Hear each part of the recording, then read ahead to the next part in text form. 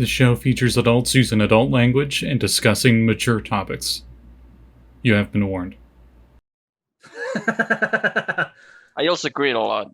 Yeah, you do. Hey, everybody. Welcome to Rime with Frostmaiden, where I might have done a slight little cold opening with the fucking 9. For those of you who want to know what the heck that's about, watch Mysticrin's Valley. That was the finale, I think, right? That was your initiative on the finale. It was my last initiative, yeah. Yeah. But we're not here about Ravenloft, even though Ravenloft's the new hot topic because of the book. We are instead here in the far north, in the Forgotten Realms, not on the Sword Coast. Shocker. Actually, quite a bit north of there.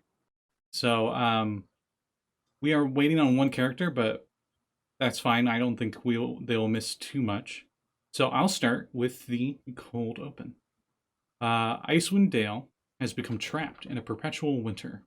Ferocious blizzards make the mountain pass through the spine of the world, a huge mountain range above the Sword Coast, exceedingly treacherous, and this land has not felt the warmth of the sun in over 2 years. In fact, the sun no longer appears above the mountains, not even when it should during the height of summer. In this frozen tundra, darkness and bitter cold reign as king and queen. Most Dale residents blame Arel, the Frostmaiden, the god of winter's wrath. The shimmering aurora that weaves around the sky each night is said to be her doing, a potent spell that keeps the sun at bay.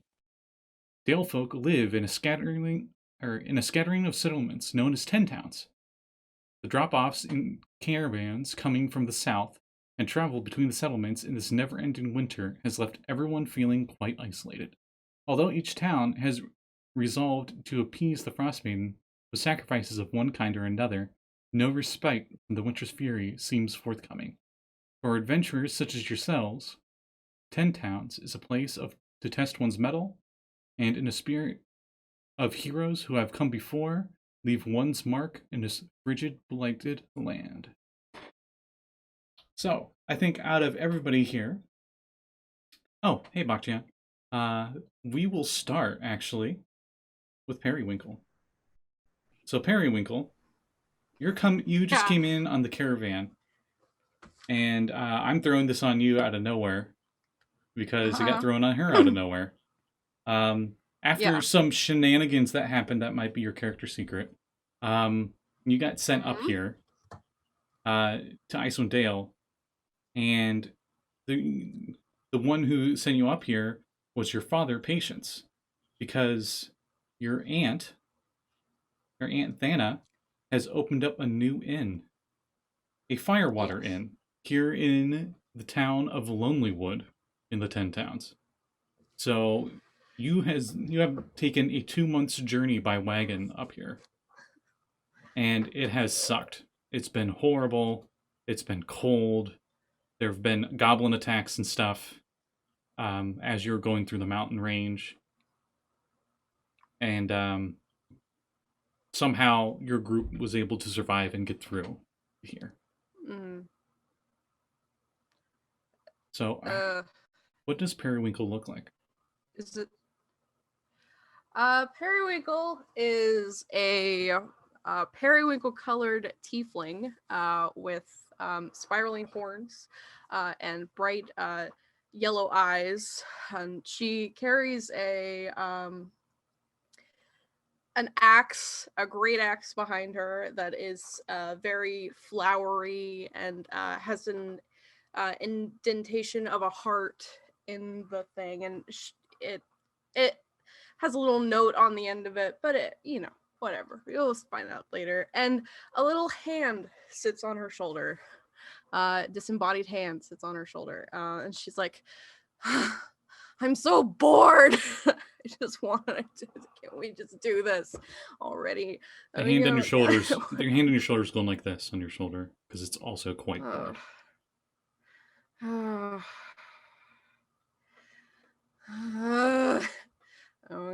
But this is it. I'm going to fix everything, and everything will be fine, and Thana won't be mad at me, and it will be great. So let's go, Andrew.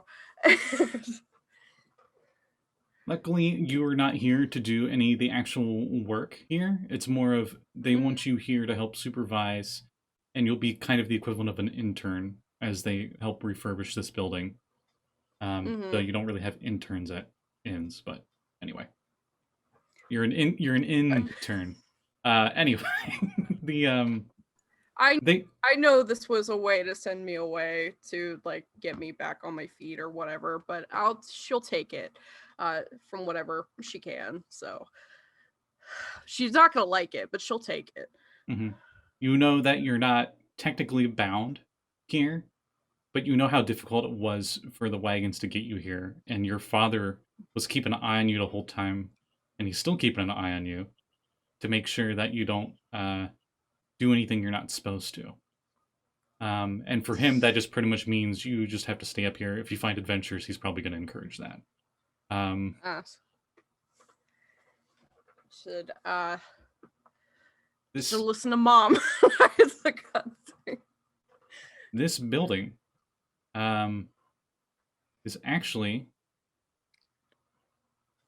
not kind of spacious. The only thing you really knew about it is apparently this was an inn about 2 years ago, and the previous owner committed suicide. And it had been used for storing lumber in the town since. And then Thana bought it for real cheap. It was almost free. She said it reminded her of the one time that she got a tavern off of this guy called Volo, where it was really cheap. And she just wants you to make sure that like it's not haunted or something. And if it is, maybe make sure the ghost is like the tavern keeper or something nice. Like the one back in Waterdeep. Yeah, though I was gonna say our one in Waterdeep is very nice, so I'll just talk to the ghost and I'll get it all sorted out. A few other things that you've noticed in town is that it has a population of 100 people, and that you've gotten to meet the leader, the speaker of this town, as instead of being called mayors, up here they're called speakers. Nimsy Huddle. She's a little halfling, and she had been using her own house as a place for visitors to stay, to at least crash for the night, even though visitors are quite rare here. About half of the people here have some kind of weapon on them, and it's very much cold and miserable. So, as the Thana and Patience, and more specifically Roch, your uncle Roch, got a bunch of adventurers to come up here, in one way or another. So I think we'll use that as you've been here for like maybe a few days, like a day or two. So you've gotten your bed set up in this half refurbished inn, and that's when the next wagon comes in. And I think we'll go with Wild next. So Wild, you and a bunch of others here are in this from the same wagon, but I'm going to say you hop out first. Oh, so yeah. You had the same kind of trip that Periwinkle had. It was treacherous, it was horrible. You heard about a caravan that wasn't too far ahead of yours. For her, it's not as bad. She's kind of used to cold weather, given, I think I probably should describe her first. So she is a Tabaxi with, as I've said to Lluis, a snow leopard pattern to her. So very white with some black patterning. She's about, I'm trying to remember how large Tabaxi are, probably around I think they're around 7 feet. They're tall. They're kind of like elves, but taller. Like they got the slender build, but a little taller than humans. She's about 7 feet tall. I'm going to use that. And in terms of I'm just pulling up my description I sent to Lluis just now earlier. She's missing. She has an eye patch on her left side of her eye, which is also where quite a bit of scarring has happened as well. Her right arm is tucked up into her jacket, with just kind of a little piece of it poking out. The best way to describe it is, as I said to Lluis, Itachi Uchiha. You know, one arm is kind of tucked up like this, and very obvious it's tucked up like that. The other arm is down at the side, which you'd notice a revolver with anyone's sharp eyes, or at least some strange weapon that some of you might not have ever seen before. Scotty, that's up to you. Anyone who would even remotely know what that is would probably think it's an arcane cannon, something artificer-esque. Yeah. Her hair is much like her. Most of her clothing, most of her is very like colored into the snow, blend right into the snow. Aside from her hair, which is bright red and it is in a ponytail that's kind of like spiky, is the best way to describe it. And with her is a rather large bag she's kind of carrying over her shoulder, her one shoulder, kind of like this, as she hops down and kind of looks around. You noticed on your way in that they're outside of town, hanging up on a post, and hanging off of it were these two big fish with very bludgeoning-looking heads. And if you would have asked anyone in the wagon, one of the caravanners would tell you that those are knucklehead trout, and they're native here. And that is an offering to the Frostmaiden, trying to appease her so that way they can get at least some kind of warmth. Interesting. She honestly probably wouldn't have asked, though I'm assuming someone else in the room would, in the place would have. But yeah. Well, I think up next we'll do pretty much everyone else is going to be in your wagon, essentially. We'll have whoever wants to hop out of the wagon next can go, except for Lluis. You were trailing behind the wagon if you wanted to say you just trot up.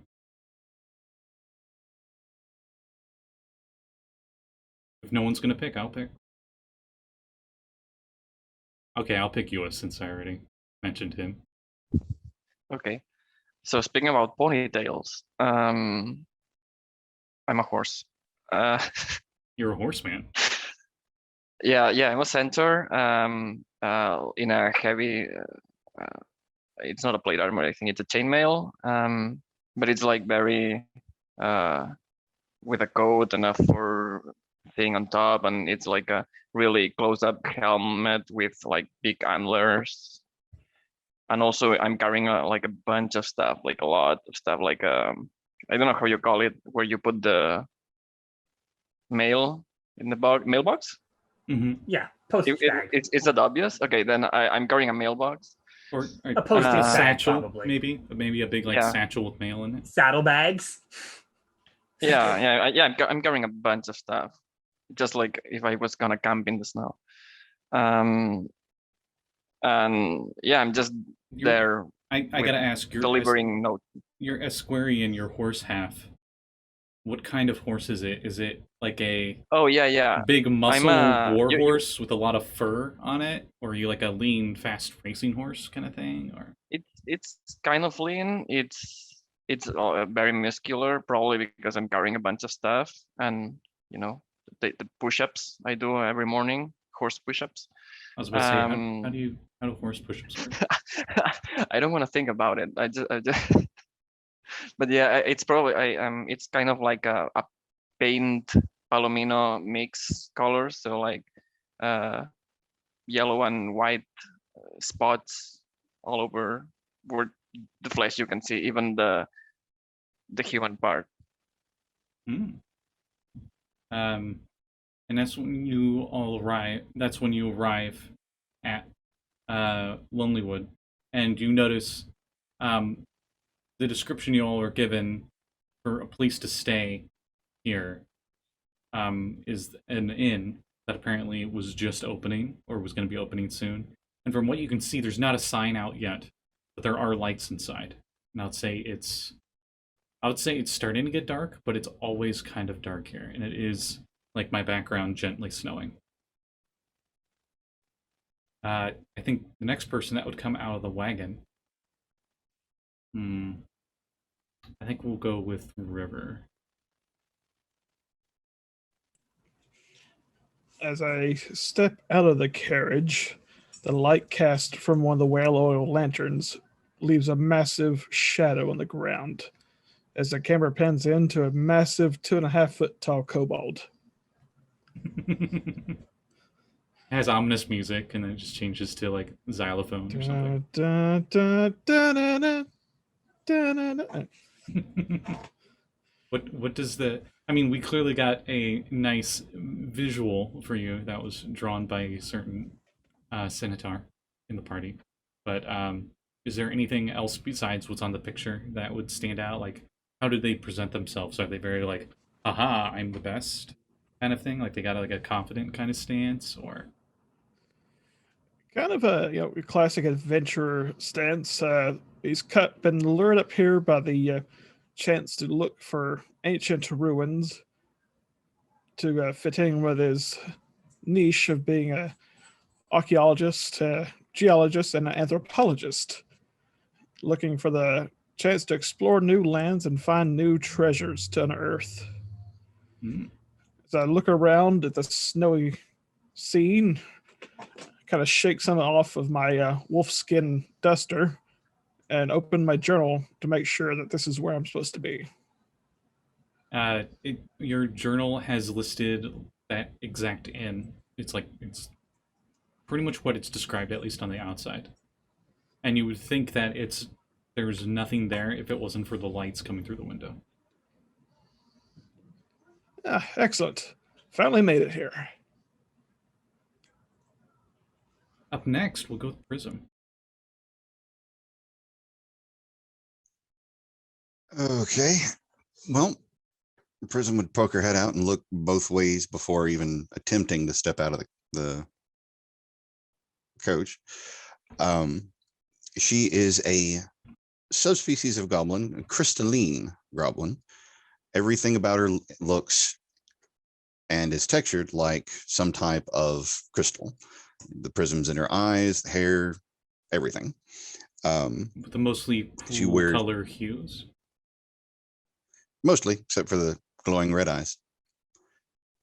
The simple leather clothing, a little bit of robes, a little bit of fur for warmth. I always freeze on these parts. We're going to be making a lot of those kind of jokes, whether intentional or not, Indeed. this campaign. Partially intentional. She's very, very timid and is always checking over her shoulder.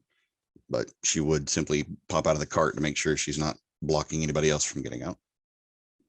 Okay. And I think then that is when the last of our current players would come out of the wagon. All right, I guess that's me. So Rowan steps out of the wagon. Mhm. She turns up her wolf fur collar to the wind, shudders a bit. What everyone sees is a brunette-haired half-elfin woman with a Nordic-style lyre strung over her back and a pair of bearded hand axes on either side of her belt. And she has a very calming sort of but also at the same time kind of wild sort of smile on her face because she's been in Icewind Dale for a bit now, and she's been enjoying herself a little bit up in the north. She's used to this a bit, and what people will notice about her besides that a little bit of a cheery demeanor despite all of the cold, is that she has a single forelock of hair that is stark white, kind of like Rogue from the X-Men. Mm. She steps out and is like, lonely wood at last. Just stretches a little bit. Mm-hmm. And we'll say the last person is asleep in the wagon at the moment, and they will come out when they're ready. But all any of you really know is that they are really into rocks and dinosaurs, which you've only really heard of dinosaurs way down southern part of Torel in this peninsula called Cholt, complete opposite of this place. big giant Right. jungles and whatnot. But anyway, Rowan will sort of like look back at the person asleep and just goes, kind of figures they'd sleep like a rock too.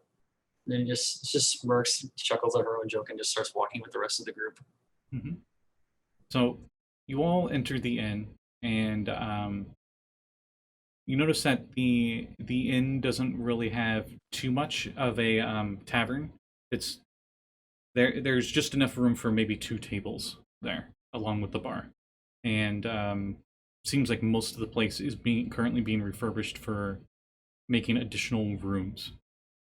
But it is a bit warmer in here than it is outside, as the fire is roaring. Periwinkle, I'll say you're downstairs at the moment, Mhm. and maybe getting some ale or something to warm you up. And that's when this band of eccentric people, I guess, would come in. Yeah. Remind me. Do I know that they're coming? Yes.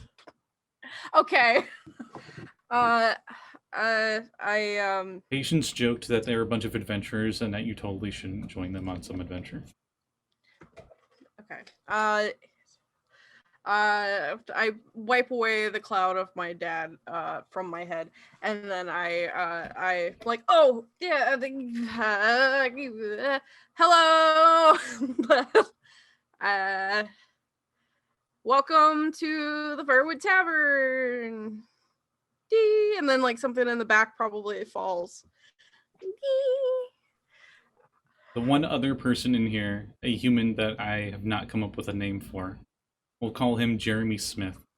What is says, I thought this was called the Firewater Inn.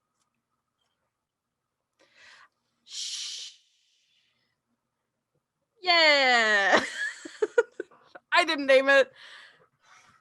Firewater. Okay. Hello. I'm Periwinkle. I assume you're all Hi. here to stay for the night. Yes. Please. And that's when the cameras shift and change in the Oh, overlay hey, perfect timing. as we get our 7th player. Speaking about My sleeping, apologies for being chronologically impaired. I forgot time zones existed, and my place of employment is breaking labor laws by forcing me to work 7 days a week and force overtime on that. Hey. Oof. I just got off work. Ouch. Oof. Okay, so we'll say that you weren't too far behind. Everyone was just getting off of the wagon and they were going to head into an inn because it's really cold. So why don't you introduce your character and what they look like as I fix my windows? Okay. Again, sorry for being tardy to the party. You see a sort of a slightly stout, but just a nice 5 foot tall, just like dwarven woman who has like a little bit of 5 o'clock shadow. She's got this sort of red hair put back in like some braids, and you see she's wearing sort of just these blue robes that look like she with these sort of just like bifocals, like some sort of librarian. She looks like she's about to tell you shh any second now, and y'all haven't really heard much from her except for maybe a little muttering under her breath, as Dr. River would probably be accustomed to Dr. Breccia Rhyolite having sort of just reclused into themselves for most of the trip, reading from a couple of tomes and writing in her journals, and just going over, like, just messing with different rock samples in the back and just going in and out of her backpack. She looks like a wizard, but she is most certainly not. She definitely is an arcane caster though, and yeah. So Your stout 5 foot red hair, just studious, and she's got way more books than she needs. You have Exactly been like she reading. was back in school. What? Said exactly like she was back in school. Yes. I'm also like 20 minutes before we got there, I was like, oh shoot, I forgot to start grading papers, and I've been grading papers for like grading test. You've been grading papers. You're coming up to. This is the equivalent of moving to Hey. like northern Canada. Look, I'm a professor at a local. I'm a professor at this university, and I have a duty to my students to make sure that when the work is done, it gets graded so they can get their credits. Of course, I'm grading papers because let's face it, I forgot to do that before I left. I can deliver the grades to your student if you want. We can definitely talk about that later, but I definitely need to. Oh shoot, we're here already, aren't we? Yes. I'll say everyone, but the Centaur has gone into the tavern at this point, or the inn. Oh, I'm alone, aren't I? You seem to have dozed off. Was my excuse. Oh, yeah. You fell Valgg, is asleep it? with like the paper that was on your face when you fell asleep. Was talking Just about like woke up how and just like a paper. how the tectonic plates had a major shift, which caused the glaciers up here. And you're thinking that around that line of glaciers, you could probably find some mineral deposits that have not been discovered yet on Torel. Because it's so isolated. Oh, that is wonderful! I can't wait to get to work.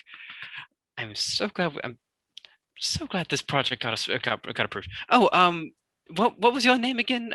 My good equine friend. I am Valgg. Valgg. Nice to meet you. I'm Dr. Rhyolite. Nice to meet you. And she goes out to shake hand.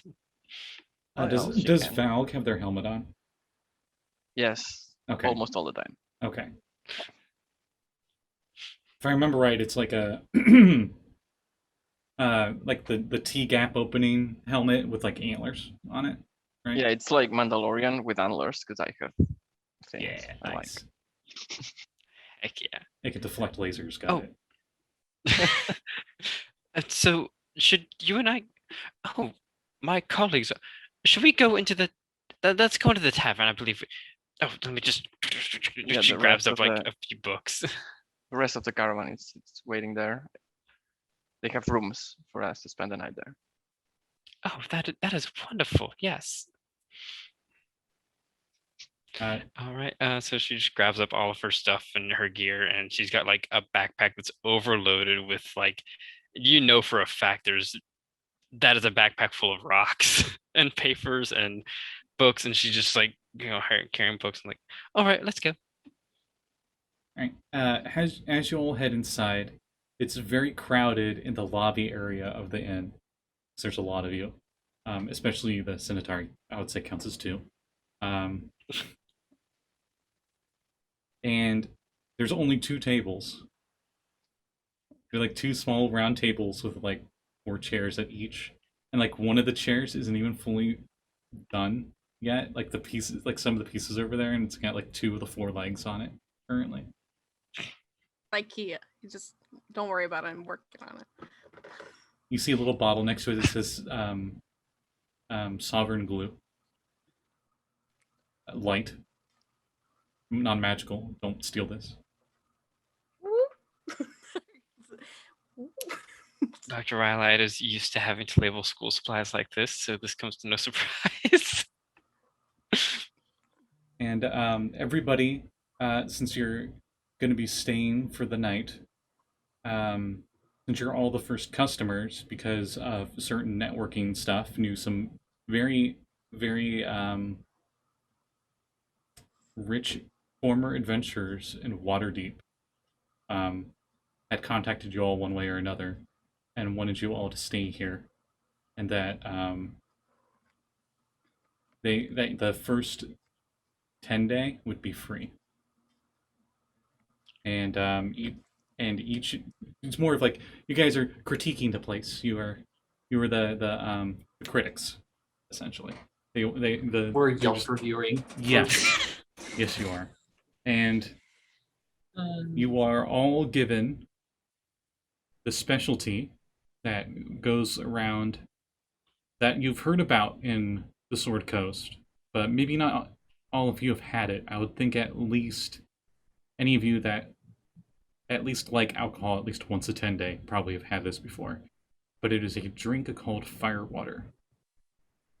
It looks like an amber ale, but when you drink it, it's very hot and spicy.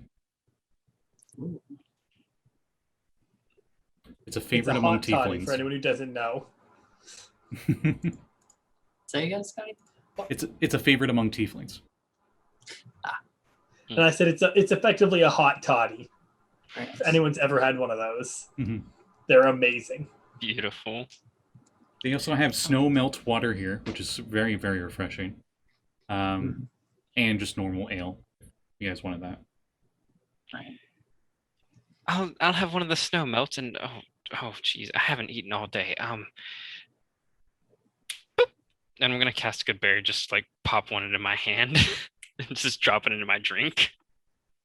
Nice. Because Break has been hitting the books all day and forgets to eat. Nerd. Hey, Perry, can you get their drinks?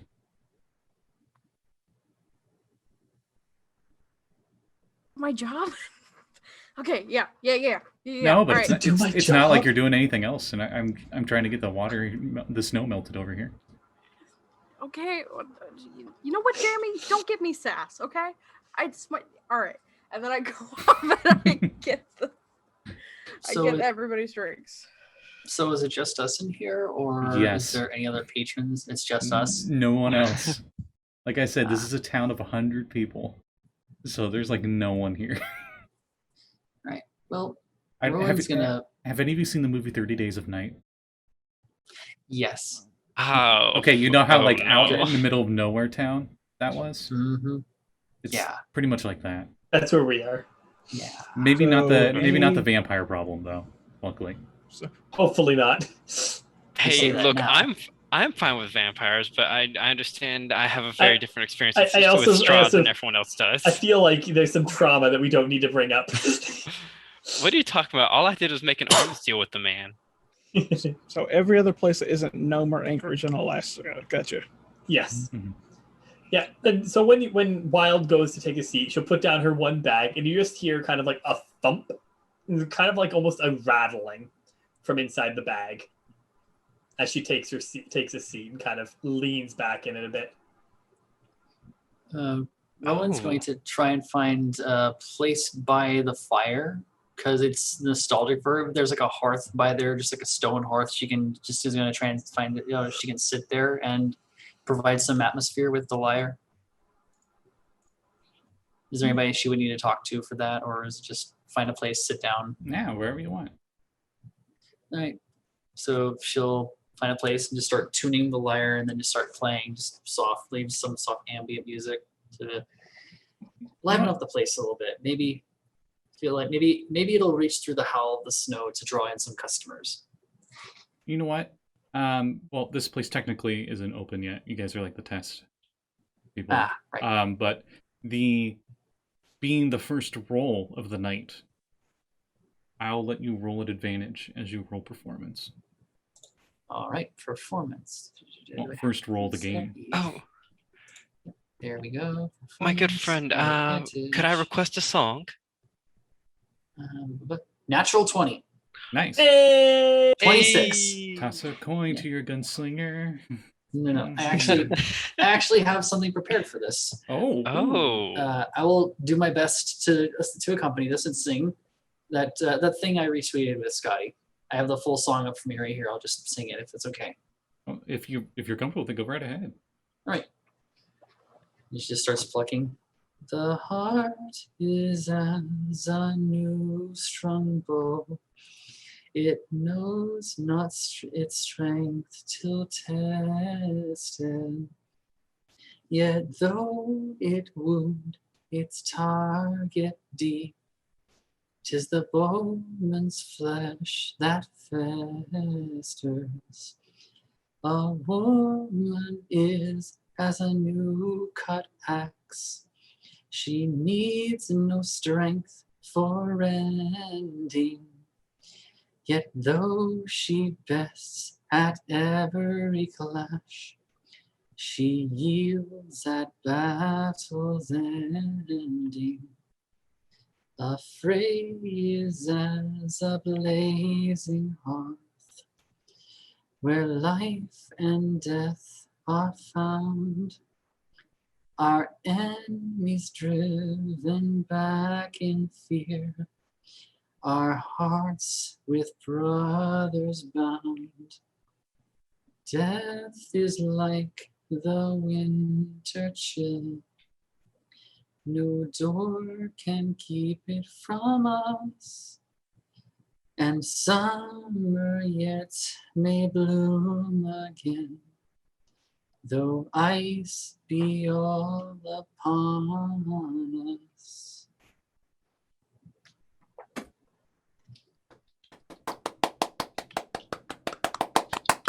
Thank you. Bravo. Definitely inspiration point for singing. Ooh, That alone, you know, like that's it, absolutely. Thank you. you know.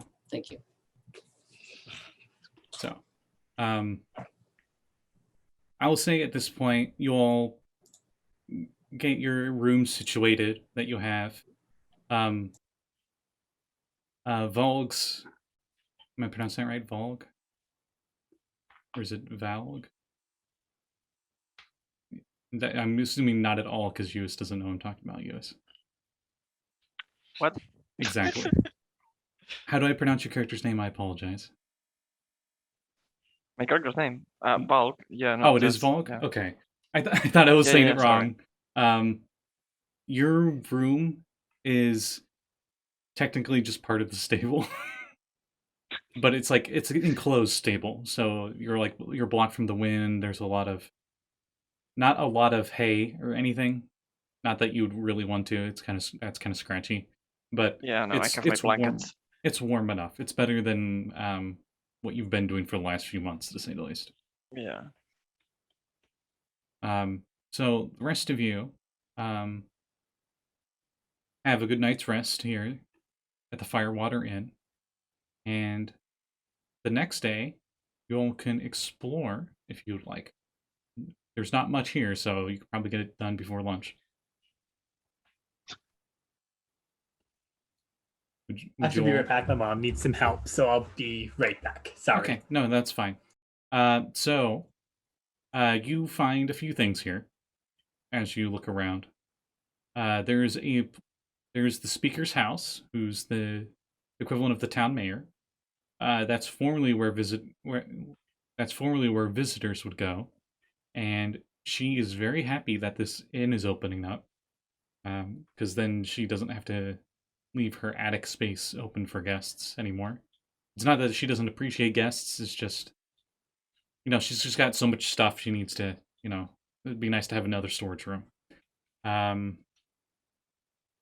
There is a tavern on the other side of town called the Lucky Liar, and it is the opposite of the inn that you guys are currently at. So your inn has beds and places to stay for the night, while the tavern has more alcohol and such, but does not have a place to stay.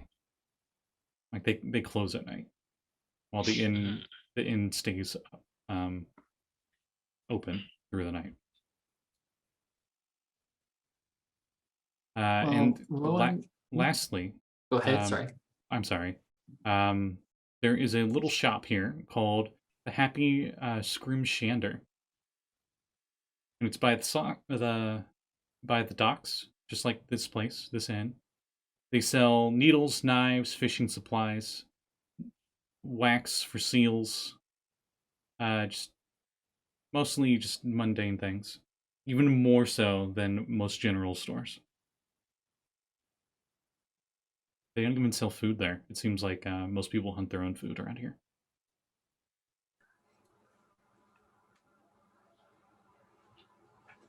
And was Rowan gonna say something? I'm sorry. No, you're good. I interrupted you. Rowan is probably going to head over to, what was the tavern's name? The tavern's called the Lucky Liar. Like, not telling the truth. Whoa. Liar. Right. Right. So she will take her lyre and go over there to try and just earn a little extra coin, just plucking her strings and trying to get some, bring some spirit back a little bit. Embolden anybody who's going out, having a drink before they go out to hunt, and calming the nerves of anybody who's still on edge after coming back from whatever creatures they've faced in the dale. Okay. I think since you're going the quite the bardic route, I'll have you roll me a d10 as you do this. Okay. Roll 1d10.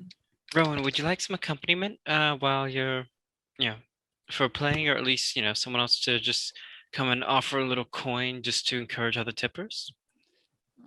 I mean, I also have a viol and I can play. I'm not as good as you, but if you would like. I wouldn't say no to a little accompaniment. All right. Okay. So D10, right, Scotty? Yes. D10. An 8. Okay. So both of you go there and do a little performance. If you want, one or the other can roll at advantage because one would be assisting the other. I'm performing the help action for Rowan with my assistance. That's what I meant. The help action. Yeah. Right. Yeah. So do I roll performance, or do I roll like a check with my lyre, or a tool check with my lyre? Either one that you want to do. It's a +6 either way. I'll go just straight performance. 15. Okay. They take it as pretty good reception, and I'll say both of you earn a total of 4 gold. Hey, not bad. Is that between each of us, or is it just in whole? Between the two of you in loose coin. All right. Here, I'm not actually a bard by trade. I was just doing this to relieve a little stress. Rowan, would you like my earnings? This is mostly just, I'm just gonna offer Rowan my 4 gold because I didn't want to take away from their earnings. Well, Rowan will take it for a moment and then definitely just spin a couple of coins between her fingers and just place at least 3 of it back, 3 gold back into Breccia's hand, and go, I'm not one to short my support there. Plus, you need a little funding for your rocks, right? I suppose that is true, and I guess at least one of these can go for drinks between you and I later. Sounds like a plan. I'm interested to hear what passes for stories wherever you're from. Sits up with a little bit of a playful smirk.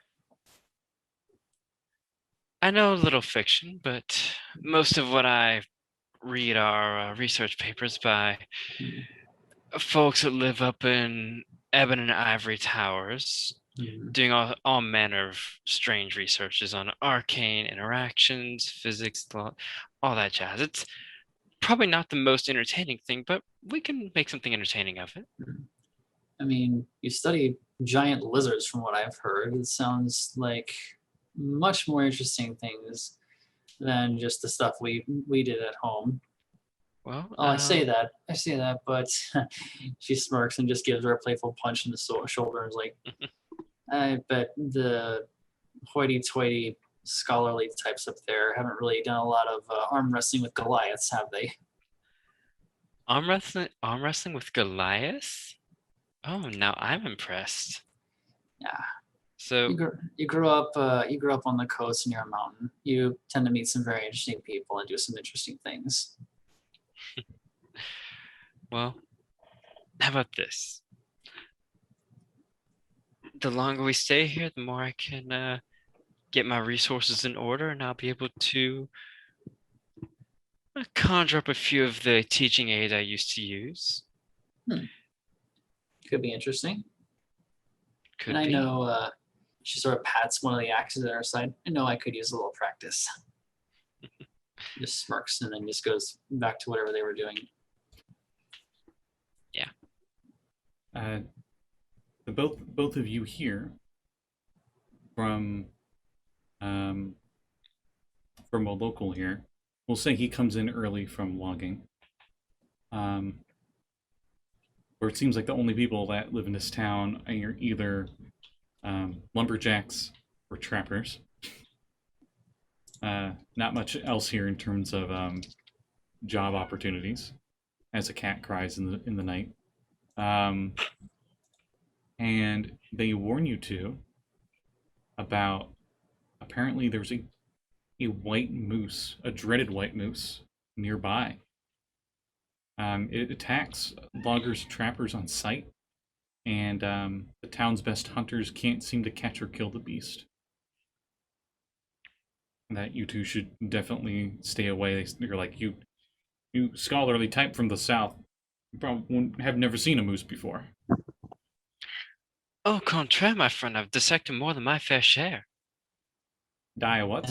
And Rowan will just unsheathe one of her axes and just like sort of just spin in her hand, in the little hand like that, and just goes, and these aren't for show.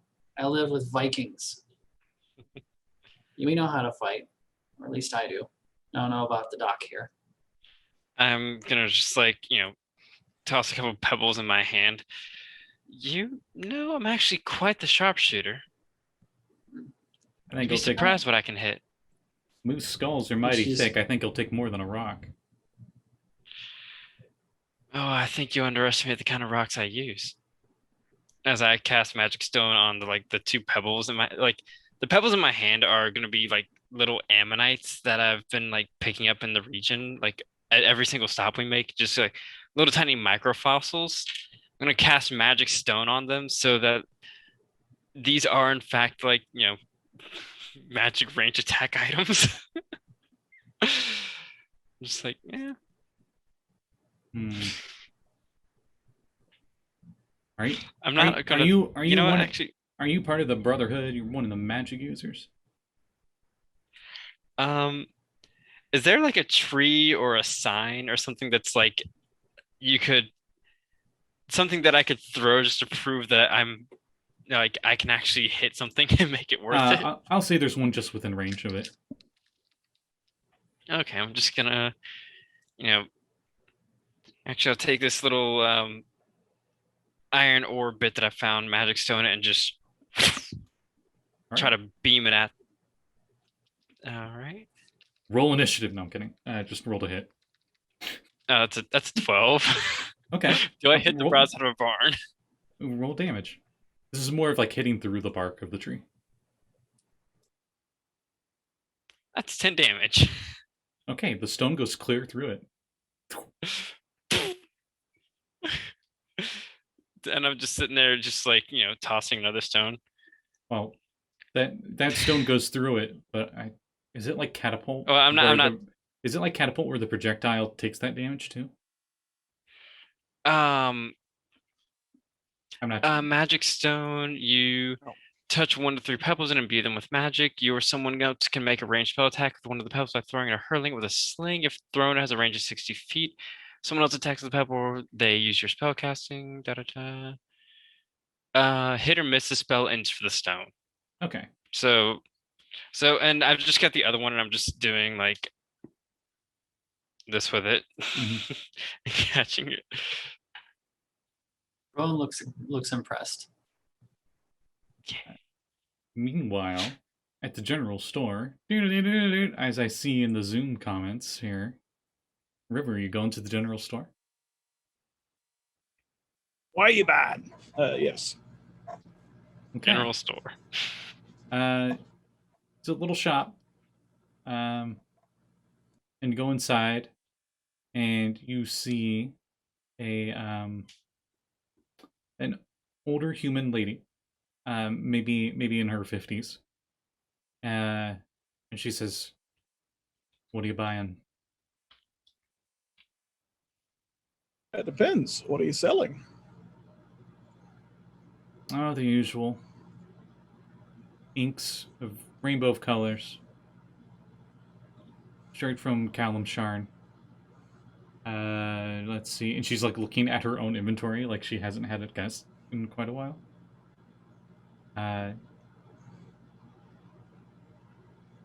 Pretty much anything that you would need, at least in terms of surviving here in this town.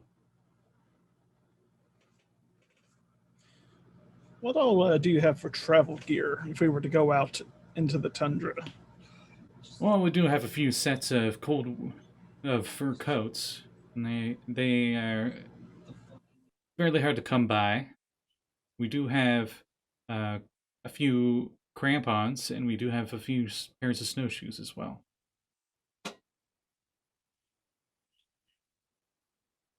You don't look like you're from around. You're from around here, so I'll explain what a crampon is to you. It's a little metal pitons. plate.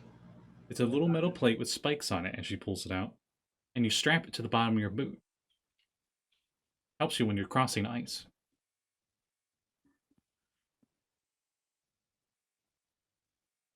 Cost you 2 gold. I assure you, for madam, 2 this is of them. my first time not exploring. Do you have any extra rope and pitons? Yeah, we should have some in the back. As the DM looks up how much that costs.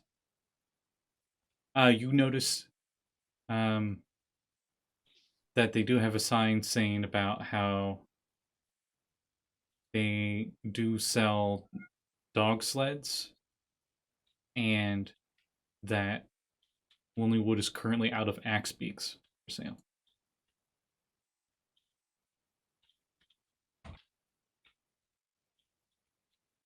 Yeah, mainly looking for right now, just looking for a little extra rope, some pitons, maybe an ice axe. Okay. Well, the rope will cost you a gold for every 50 feet.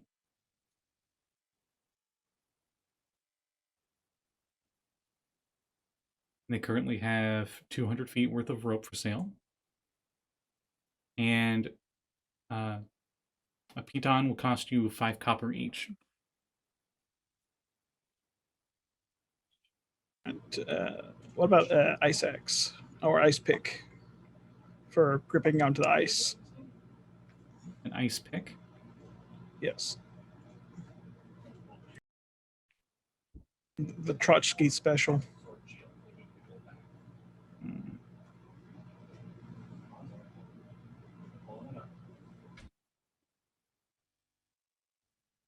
Let's see, that would cost you 2 gold. I have to take 100 feet of rope. Let me get 10 pitons and an ice pick, ice axe. Okay. And they go and get those things for you.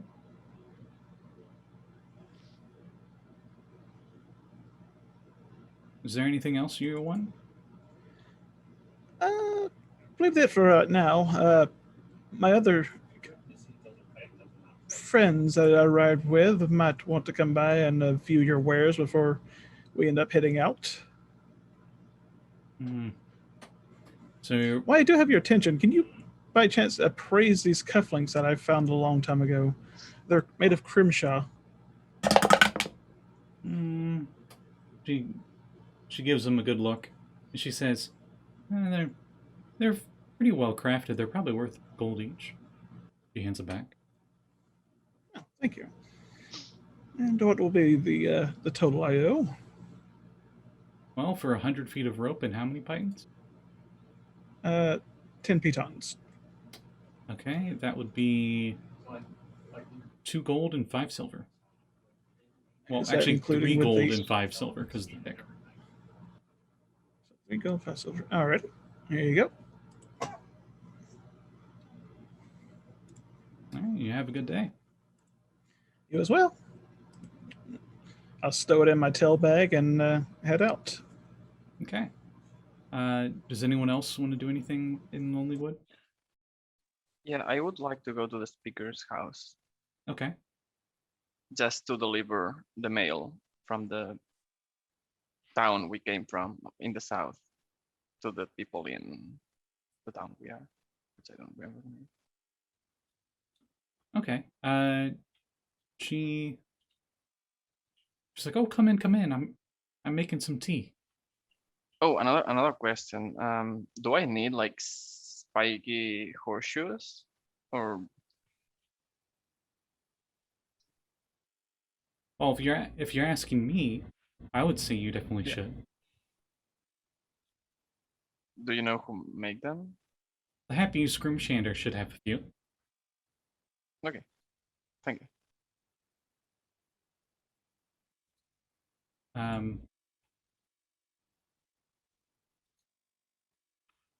You know what? Why not? I'm gonna have you roll a d10 as well. Me. Yep.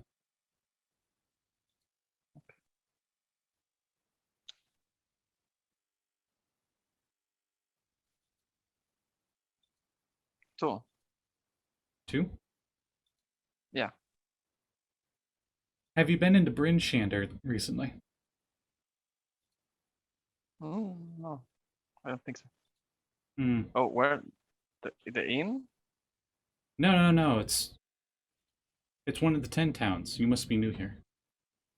Oh, I thought you it's were. not here. I thought you had been here for a bit and were delivering some packages. I've Bryn- been mostly like delivering from outside Icemondale to this town. Hmm. Well, since you seem to be of the courier type, there are some dwarves there that would pay some good money to anyone who could find a lost shipment for them. Oh, So if you happen by there, you might want to ask them. Get some good money out of that. yeah. I mean, also it's tragic. Their shipment never got there. Oh, before you go, and she like has like a little tankard, and it has like a lid on top, but it's like wood, like a little tiny little cup size keg. And she's like, "For the road." She hands you like hot tea. Oh, thank you very much. It's nice of you. She actually has like a stepping stool 'cause she's a halfling, so she's like, and she hands you it.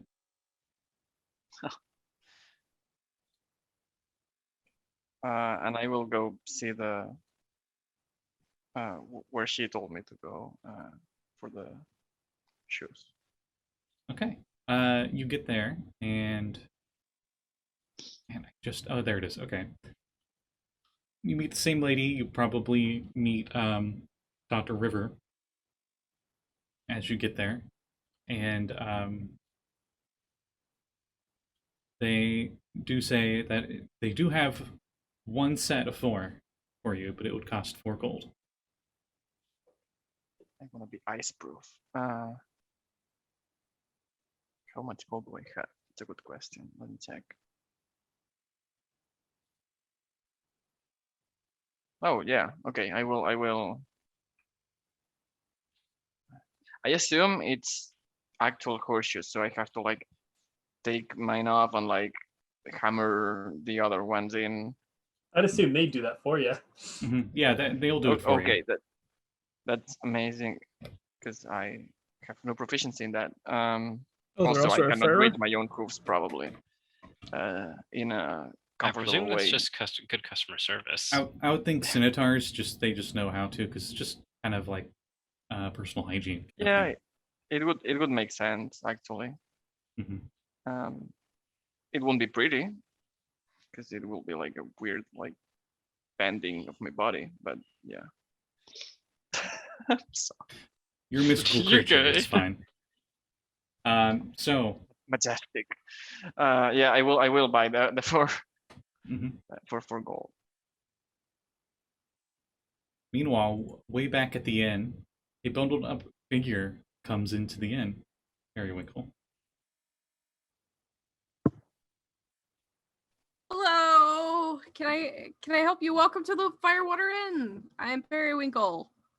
Oh, hi. My name's Danica Greysteel. As her big furry hood comes down and like the snow comes off of her stuff as she comes in, and you notice that it's a she's maybe like in her mid-20s, half elf. She has not a very stocky build, Mm, to say the least. And she says, okay. "Do you know of anyone who'd be looking for work around here?"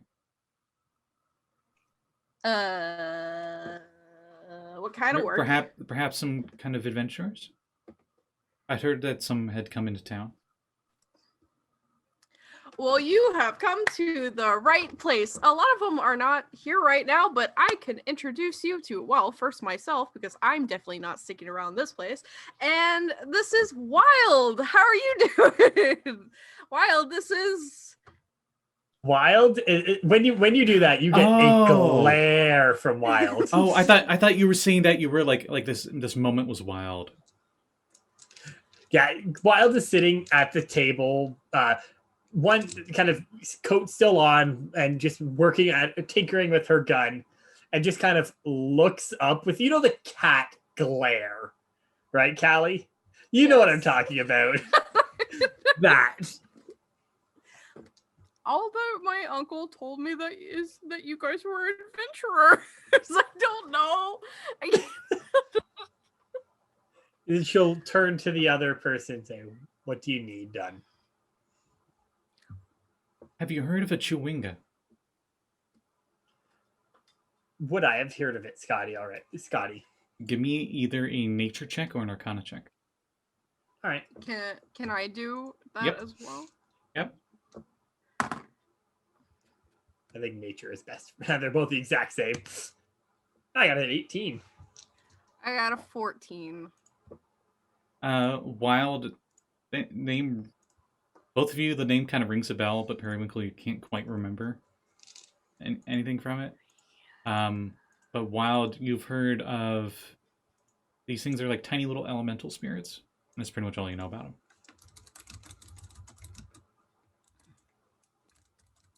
them. But before you can even answer that question, Danica says, "Oh, well, they're actually something that I study. They're small little elemental spirits that are known for affecting climate in the nearby areas. I hear that they're quite elusive, but they're also very curious, and they're able to change the climate around them if enough of them have enough influence. I'm thinking that they might be the key to improving Icewind Dale's current climate situation. And I was hoping I could study one up close. If you could, I would like you to capture one for me." Alive, I assume. Well, couldn't really study its behavior or its abilities if it was dead. Au contraire. I hear they're quite friendly. Might be willing to come with you. She'll just kind of cock an eyebrow and, "How much you paying?" Well, I will be paying 25 gold, as well as this lantern. And she pulls out a fancy-looking magical lantern. The lantern would be the down payment. It'll help you find them. All right. Got nothing better to do. She'll look to Periwinkle. Assume you want to do this as well. Yeah.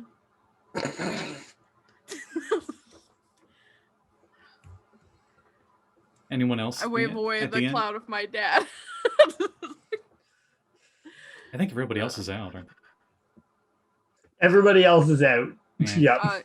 I think Prism is... Oh, yeah, Prism. Prism hasn't been mentioned, yeah. I think it's studying. Yeah, they might be in their room. Yeah, I think Prism's sitting. What about Dr. Mollier? Dr. Mollier was at the shop. Oh, okay. Perfect time for you to come back. We were just mentioning you. Prism just comes down the stairs, maybe, at this moment. Hasn't heard a single thing. Both in and out of character. Yeah, apologies. You notice that in the lobby area of the inn is Periwinkle and Wild, and this new lady that is like a half-elf in her mid-20s, and she's holding this magical-looking lantern. Ooh. Thoughts on the lantern? Do I know anything about it? It looks magical. I mean, do I need to roll an arcane or insight check to identify what it is, other than a magic lantern? You're not exactly sure what it is. You're just not even without having to roll know that it's definitely not a mundane hooded lantern. Okay, well, I guess I would just settle over to a unoccupied side of a table and start studying. Well, anyway, as I was saying, the Chewungas think would be very useful for Icewind Dale.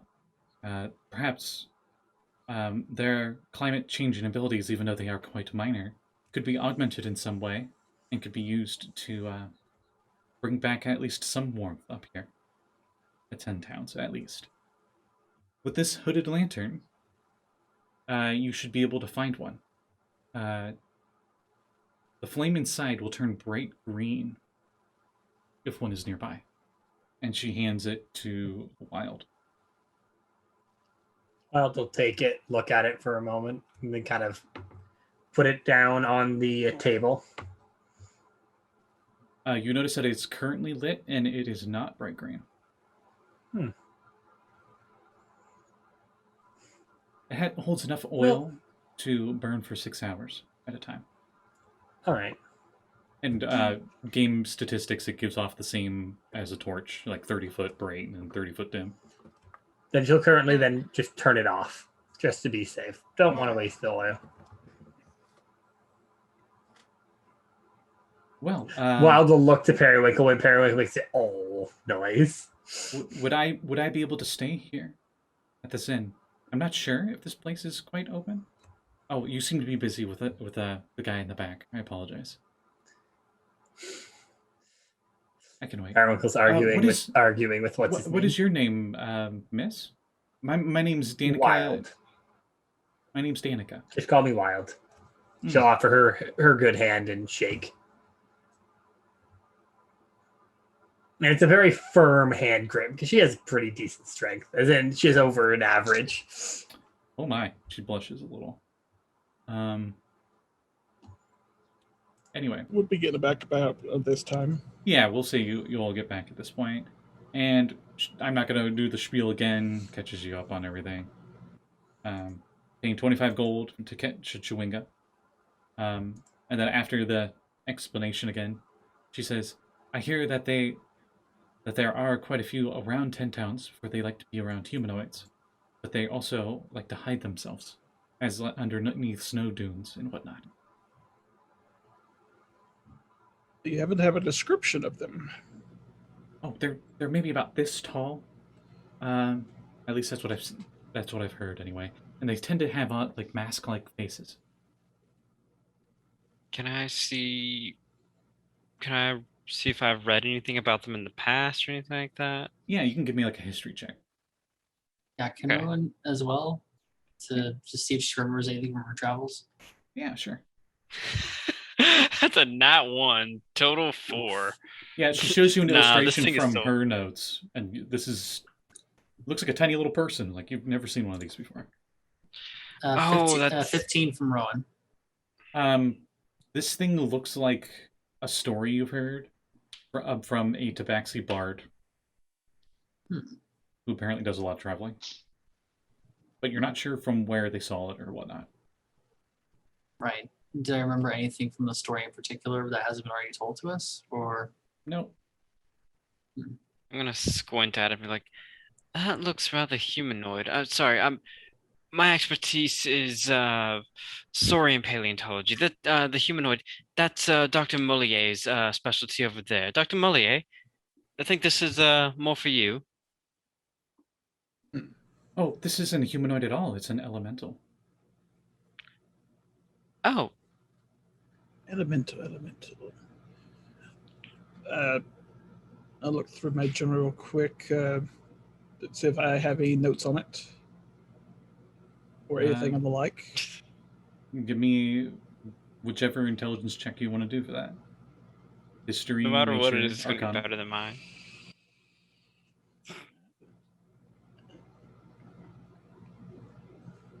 18. Okay, you do find something on them.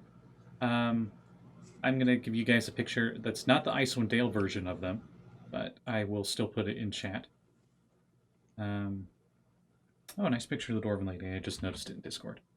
Oh, yes. So you know that they tend to live inside tiny little things that are around their size. So they actually would live inside of a flower or a rock or even in a river, and they will just seem to phase out of it. Apparently, they like to give gifts to humanoids that they like, but they usually try to keep They look- themselves out of eyesight. Yeah, they look like the little Kodamas from Princess Mononoke. Yeah, they're very much supposed to be Wizard Coast, very much Studio Ghibli-esque. Very supposed to be very much like Yes. the Japanese, the Japanese little spirits. I keep forgetting what they're called. Wait, should I adjust my glasses? Oh, wait. This looks just like an illustration I saw in Dr. Ghibli's journals. It's actually made mention of it, one of the dig sites. Oh, yes. Yes, I've heard a Tabaxi bard and tell some stories from this as well. So beyond what we've heard here, that matches up with everything we've heard from them. I don't remember much else. Well, great. If you find one, definitely bring it back to me, and I think I'll stay here at this inn if there's any openings. Looks over at Periwinkle. Jeremy! So you said this lamp. He comes out with a glows sleeping cat. green. What? Oh, I'm sorry. Did I wake you? No, I've been in bed for like 2 hours after my 12-hour shift. What's up?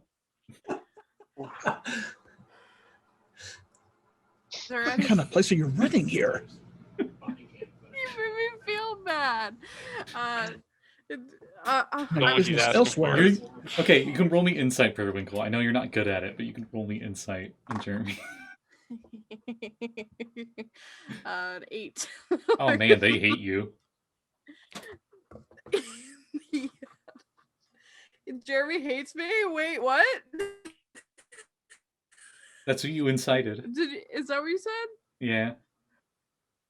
The Jeremy hates me? Oh god. Listen, no. I'm sorry, Jeremy. Just go back to sleep. Yeah. No. What is it? I'm a very light sleeper, so it'll only take me like an hour to go back to bed. So what's going on? Just go back to sleep. I swear to God,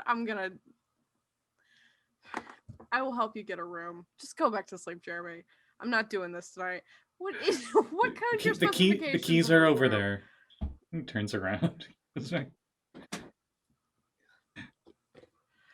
Why did they send him? God.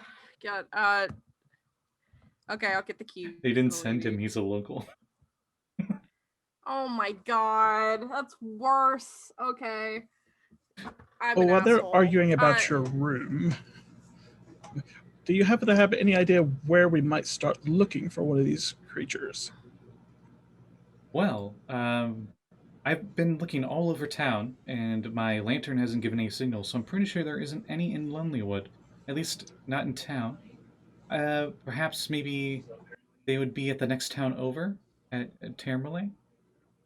I would suggest checking out the other 10 towns. They tend to like to be around humanoids, as I said. So they'd be around the civilization areas. And 10 towns is kind of the only place where civilization's at out here.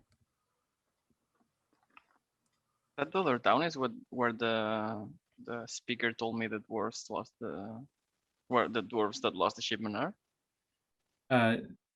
No, the town that they told you about. Was it? Oh, well, I found a winter version of them. I'm gonna send that to you guys later. But I have so many tabs open. It was Bryn Shander. And you're not sure exactly where that's at, but it is definitely up here somewhere. I know I've sent you guys a I believe there's a map pinned Yeah, I did pin a map for you guys of Icewind Dale. So you can see that the red dotted line on the map is the trails that you could take. And you guys are currently at Lonelywood, which is actually the northernmost town.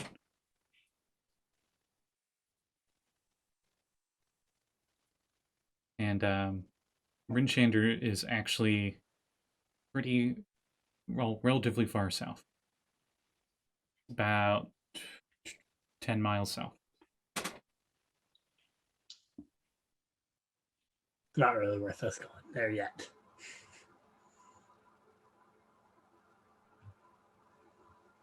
Well, we have this. Get that picture for you all because it's adorable. One is holding a fork. Oh. As it takes a while to load in Discord. But yeah. Well, I will be here at the Firewater Inn. And whenever you have one, I'll be able to pay you your dues. It'll be very helpful. All right. Thank you. Well, that sounds wonderful. Wait, that picture, are they ritualistically sacrificing a pine cone? Yeah. Yes. Yes, they are. It's amazing. No, well, they're I love not. They're I mean, okay. So another thing who on hasn't? the person who got the 18 on their check, which I think was Rowan. River. I got a 15. Oh, you got a 15. River. I got the 18. River and Wild got 18s. You know that they, with their interest to humanoids, they sometimes will try to reenact what the humanoids do, even though they don't eat or anything. Like they'll just like pretend like they'll like make themselves like a little table, like they'll pretend like they're eating or something. That's cute. They're pretty much so the most adorable. adorable, best creatures in 5th edition. Ah, so that's a Yuletime feast. Yeah.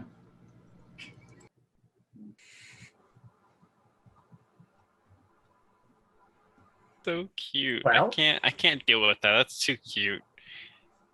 Wild Scotty, if Tess. One session and you've already killed me with cuteness. Well, Don't worry, give him another session and it'll actually kill you. Well, unlike Oh, thank God. Ravenloft, I'm not gonna make this hell for everybody. Yet. This goes that. Yeah, I'm not when gonna make it enslaved hell for is you cute guys. thing. But if you're like, hey, I'll make look, it it's hell a for- saber-toothed tiger, I'm gonna jump at it. Don't blame me. No, see, there's a difference between hell and Barovia. No, if there's a saber-tooth Within tiger, Hell is a lot more Periwinkle's friendly. gonna try to tame it. Everyone in hell deserves to be there. Barovia is chock full of bystanders. That's true. But yeah, Or in a burner. Well, I certainly could stretch my legs for a little bit, Rowan will say.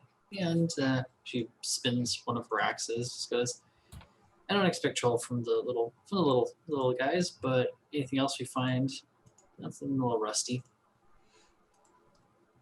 Wild will kind of reach over, collect her pistol, which had been sitting on the table, and holster it for grabbing her bag. All right, let's go then. Have I ever seen a gun before? Give me an. You just give me an intelligence check. Maybe history. That's funny because I Alright. actually have a This revolver technically on my hip as well. this technically would not be Arcana.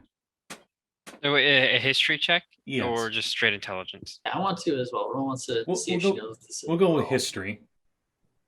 Okay. I got an Gosh. 11. Rowan has no idea that was a 4, so it's just some Yeah. weird Yeah, what artificial Wild magic has, bullshit. it's a very alien device. You're thinking maybe Artificer, but maybe not.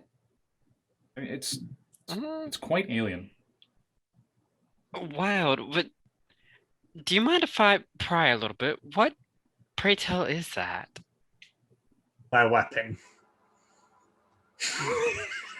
Understandable. If I ever see it out of its holster, I know it's it's go time. It's a Understood. weird one. Prism, We're not breaking that one out yet, Scotty. I know. Prism will walk up to the table and grab the magic lamp. She'll pipe up. I'm not usually one for combat. I'll hold the lantern if that's okay. Fine with me. I need my That'd be hand free. wonderful. As they're fawning over wilds, I just pull mine out and open the chamber to put crystals in. I mean, Wait, what the- combat, Are we going to Found it find from a like dig site. little- Hey, wait, if Dr. River has one, that I actually know what this is. 'Cause aren't we colleagues? We studied together. Just because your colleague has something doesn't mean you know about it. What were you saying, Lluis? Fair enough. I mean, like you talk about combat, but we're just gonna like grab one of those little elementals. Poor There's thing, always and trouble in the mountains. Probably enslave it. I'm just going to put this as a post. If you ever like go to Alaska, everyone has a gun because they Yes. want to survive the animals. It's Yes. the wildlife that'll hurt And you. Wild's response is literally always expect trouble here, no matter what how small of the thing you're going Even the after is. moose will try to kill you. Oh, the moose definitely will try to No, kill the you. moose are the end. But the moose is the BBEG of this campaign. The moose is the BBEG. This is Totally. Canada, the campaign. They thought do it have a was picture. geese. They do have a picture of the moose when you guys encounter it. I'll share it. Beautiful. If When you we- encounter it, is what I should say. If Yes. okay, so Dr. Breccia just grabs a few books and shoves them in her bag, as well as some research materials, and just okay, let's get ready to go. Seatbelts, everyone. Oh, geez. I doubt this is going to be a normal field trip. All right, With who's the the dog Arnold of the Field group? trip with Periwinkle? No way. No way. Callie looks genuinely shocked there when you mentioned her Periwinkle. What would I have done So anything? Periwinkle is Wanda. Who's Arnold? She's from the Patience family. Hey, Normal field wait. trip with from someone from the Patience family? No way. I mean, Arnold characteristically is really into geology, but also I don't think I'm Arnold. I really don't. I Unless think you're the Arnold of the group. no, wait, You're no. the Arnold Schwarzenegger of the group. How about Oh. that? My strength is 11. With respect. No, that's Valgg. Just because you're the muscle. Oh. Maybe not in like Periwinkle, I think, is literal also the I don't know muscle. if Periwinkle Maybe Periwinkle not. may have more strength than I do. I was just I thinking have more of 17. just because you're the biggest one, technically. Well, Not yeah, in I muscle, also but have like technically I have like the powerful build thing, so I can like carry and push and stuff because I'm a freaking horse. Shoot, I have 16 strength. So I'm So- technically a little stronger. Rowan has 18. whoa. So The Rowan bard is is a little swole. stronger than me. I have But I these can axes carry aren't more. for show. The axes aren't for show. So, I have an Side 8, note, so shall we? side note, I'm going through my equipment. I forgot to put my druidic spellcasting focus in my equipment. Oh Oops. no. You should definitely put that in your equipment. What would your focus be, since we're talking about it? You think would it be like a little like mistletoe, or would you have like a staff, or like? No, wait. What am I saying? It would be a rock, some kind of special geode or something, right? It's Could I specifically ask for a piece of amber about yay big? It's got a bug trapped in it, and it's at the end of a cane. Yes. Called it. Yes, I'll allow that. I actually played a character that had that on a Roy Mustang style glove. Nice. Actually, I think it. Yeah, and whenever she casts Toll the Dead, she flick it, and it would cause like a little ringing noise, and the mosquito would just start buzzing around on the inside. Spared no Actually- expense. Actually, I think No it'll expense. just. I think it'll just be straight up, literally just this ruby I have. Well, the arcane focus, the focuses for spellcasters, they cost between like 10 to 50 gold. So, and that comes with starting equipment with spellcasters. So if you want it to be like something pretty damn fancy, you can. Okay. Because I like, mean, yeah. like jewelry, like fancy jewelry, costs maybe 25 gold if you have like you're totally blinged out and you got like a bunch of rings and everything. It's like 25 gold. So if you Okay, want it to be well, super then extra, you can.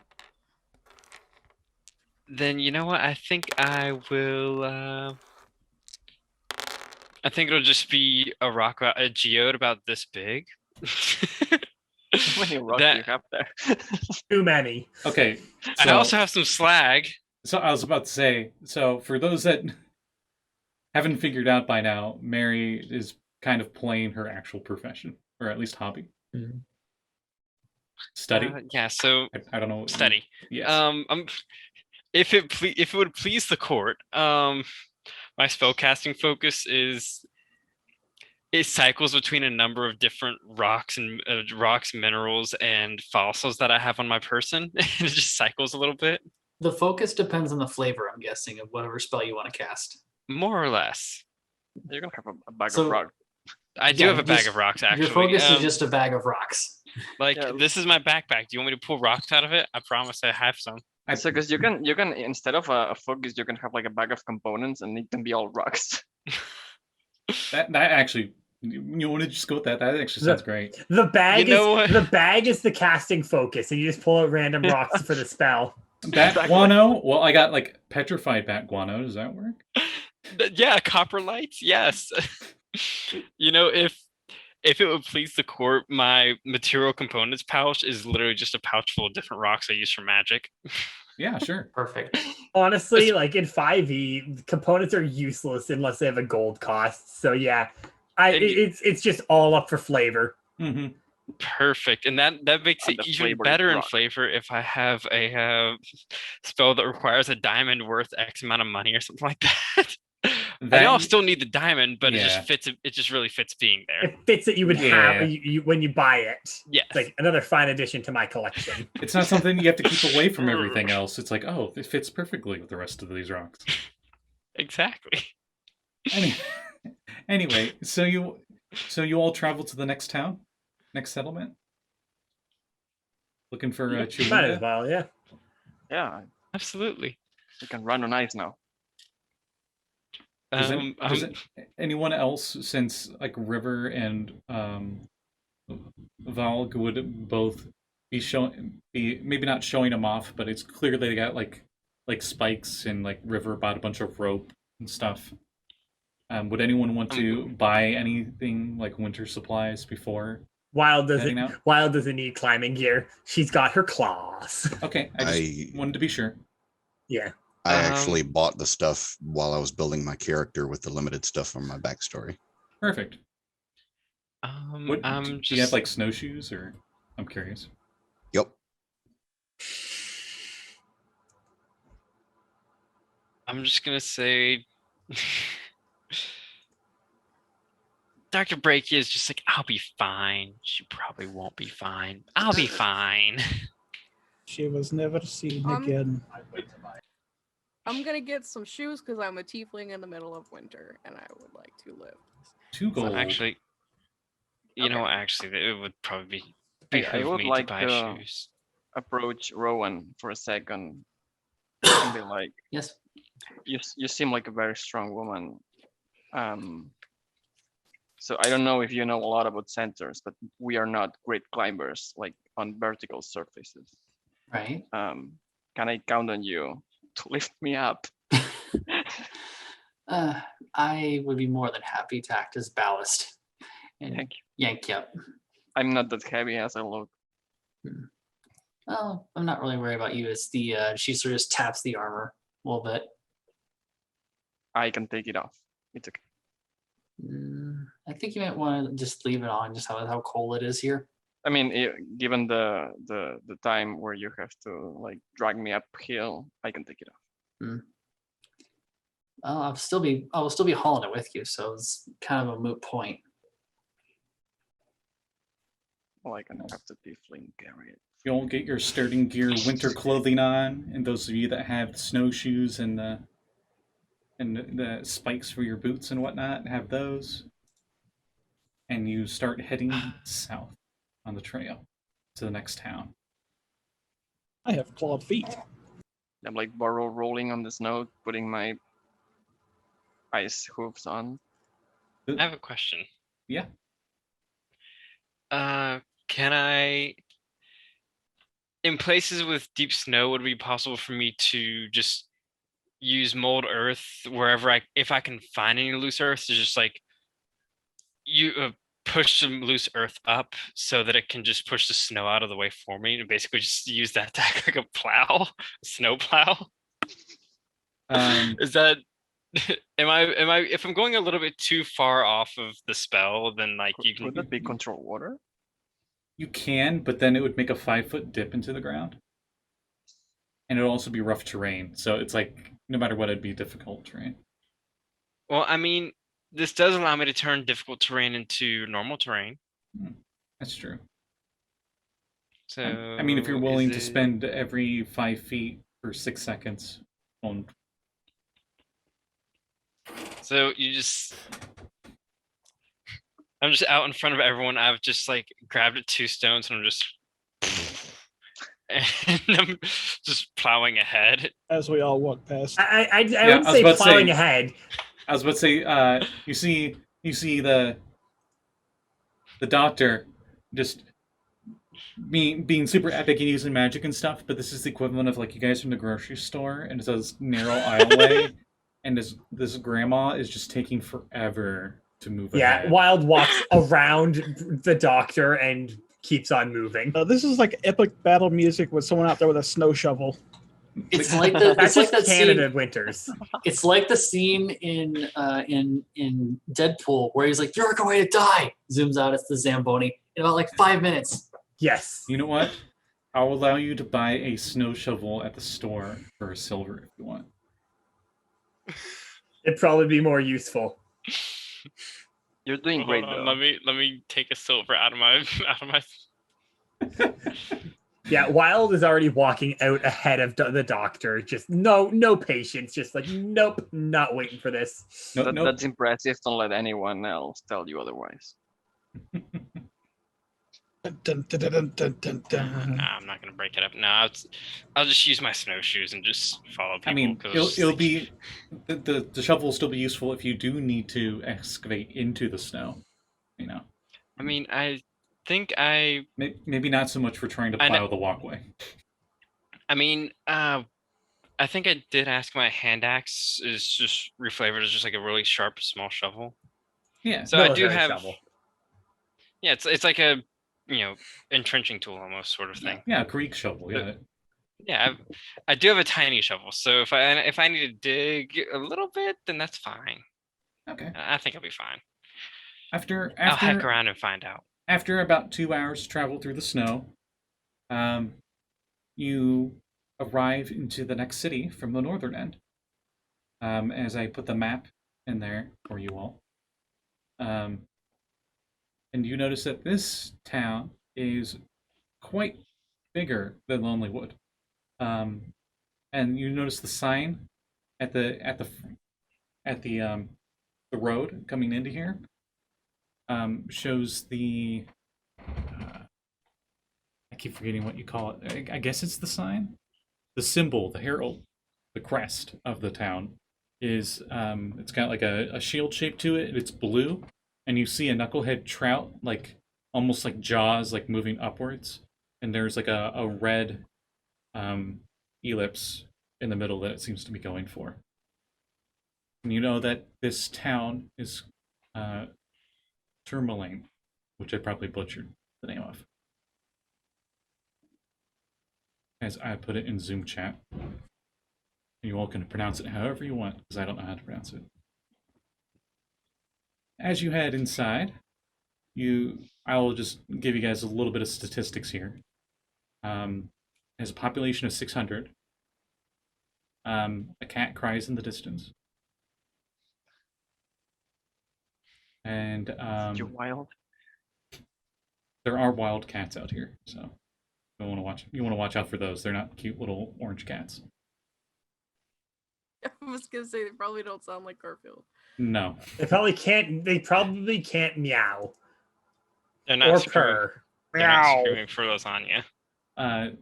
But you eventually travel through the snow-covered path that leads into here.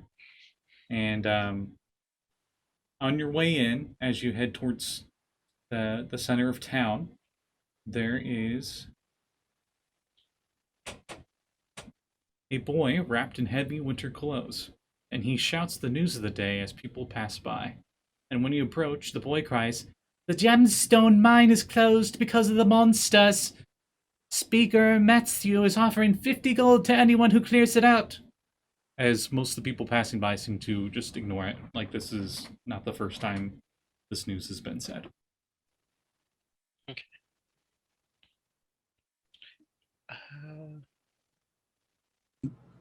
I say, boy, what did you mention about 50 gold? Yes, 50 gold. Speaker Matsu will be at the Blue Clam, and he points off towards the tavern on the map, which I think is actually labeled. Yeah, near the docks. You'll know more. That could be. Would you like to know more? Yes.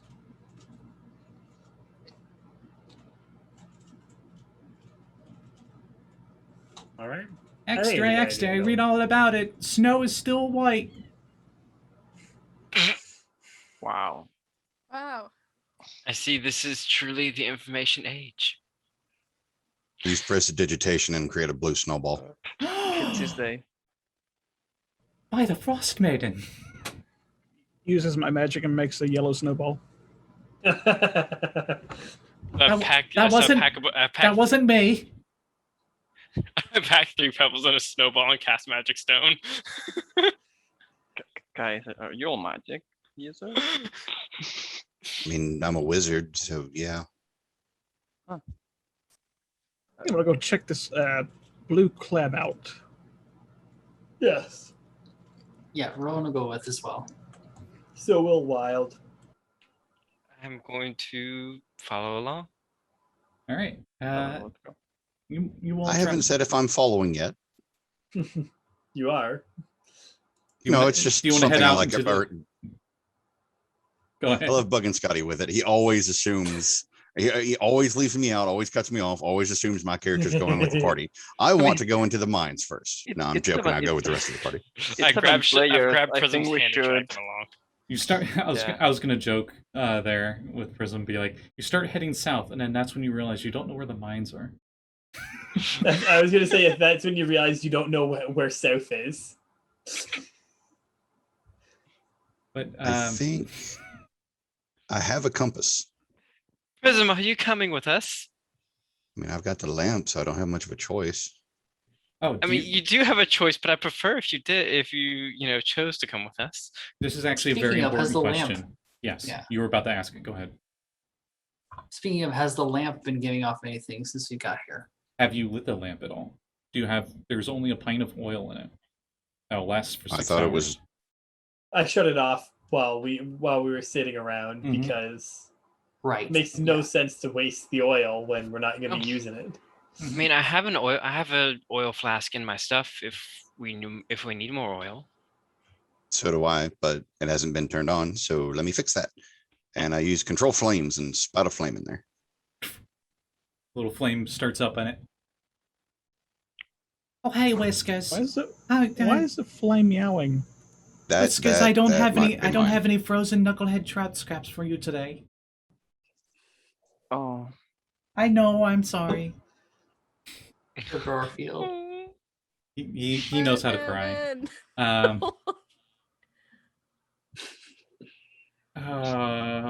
Zen Wolf. I don't know when you put the forced pun. Just now. Just now? Okay, I'll think of something. But anyway, so you head to the Blue Clam Inn, and you see 2 bundled up humanoids talking to one another. And when they see your group, one of them waves to you in a friendly manner, and then says, "You seem entirely too prepared for trouble. Are you here about the mine?" Yes. Mind if we inquire? Thank you. If Thank the, you. Rowan just suppresses a chuckle at that. if the price is right, we'll take a look. Well, currently in the mine, there's a group of kobolds that have crept into the mine, feral ones, as he looks over at River. Speciest. Ones that are... We're not specious. We've had quite a few kobold adventurers come through here. But these ones invaded into the mine and took it for their own, attacking a few of the miners. No one was killed, luckily, but the kobolds are too dangerous for the miners to deal with. Odd. you- Kobolds being up this far north. Whether has there been any sightings of dragons? Stares over at the kobold. Well, That's as far up north. there are white dragons. And where there's dragons, there's kobolds, I've been told. But in any case, I am the town's speaker, Oris Matthew, and he is a half-orc. a very stoic 18 strength dude. He kind of looks like Ford Oh, from Critical Role. I'll say he's got his face. good. Would someone feed that cat? Okay, I'm gonna let the cat in. Give me a sec. Thank you. Yay. Oh, Come on in, Sounds baby. so desperate. Big oh, baby. such a Crying all bad the Love you, stream. Pay Father. attention to me. Pay attention to me. So if Come on, there's a Frog, cat in come the on. scene, I actually am gonna cast Good Berry and offer it to the Sure. cat. Show everybody who you are. This is Garfield. Yay. Yay. Yay, Garfield! Garfield. Ah! Now I am on stream, Father. It is my stream now, Father. Uh, Yes. I too wish to play. So the Tabaxi rogue steals all of our stuff. I've come to snap your plot into twain. The Steals our stuff and our hearts. Oh. Yes. and then Big Cat shows up. Hey, Big Cat. Meow. Party in here. Anyway, back into this. A fellow miner went missing there a few days before the kobolds showed up. We haven't seen him I haven't since, seen but him. he most likely is dead in there. He might have fell down the central shaft. It is quite dangerous. Whereabouts we find this mine? It is northeast of town. It should be about a 30-minute if- travel. But I'll be Not gonna lie, I willing was- to pay your group 50 gold to deal with the situation. I don't mind That if would the be- kobolds live. If you can come up with a peaceful situation, that'd probably be even better. What kind But of mine is it? For gemstones, geodes and such.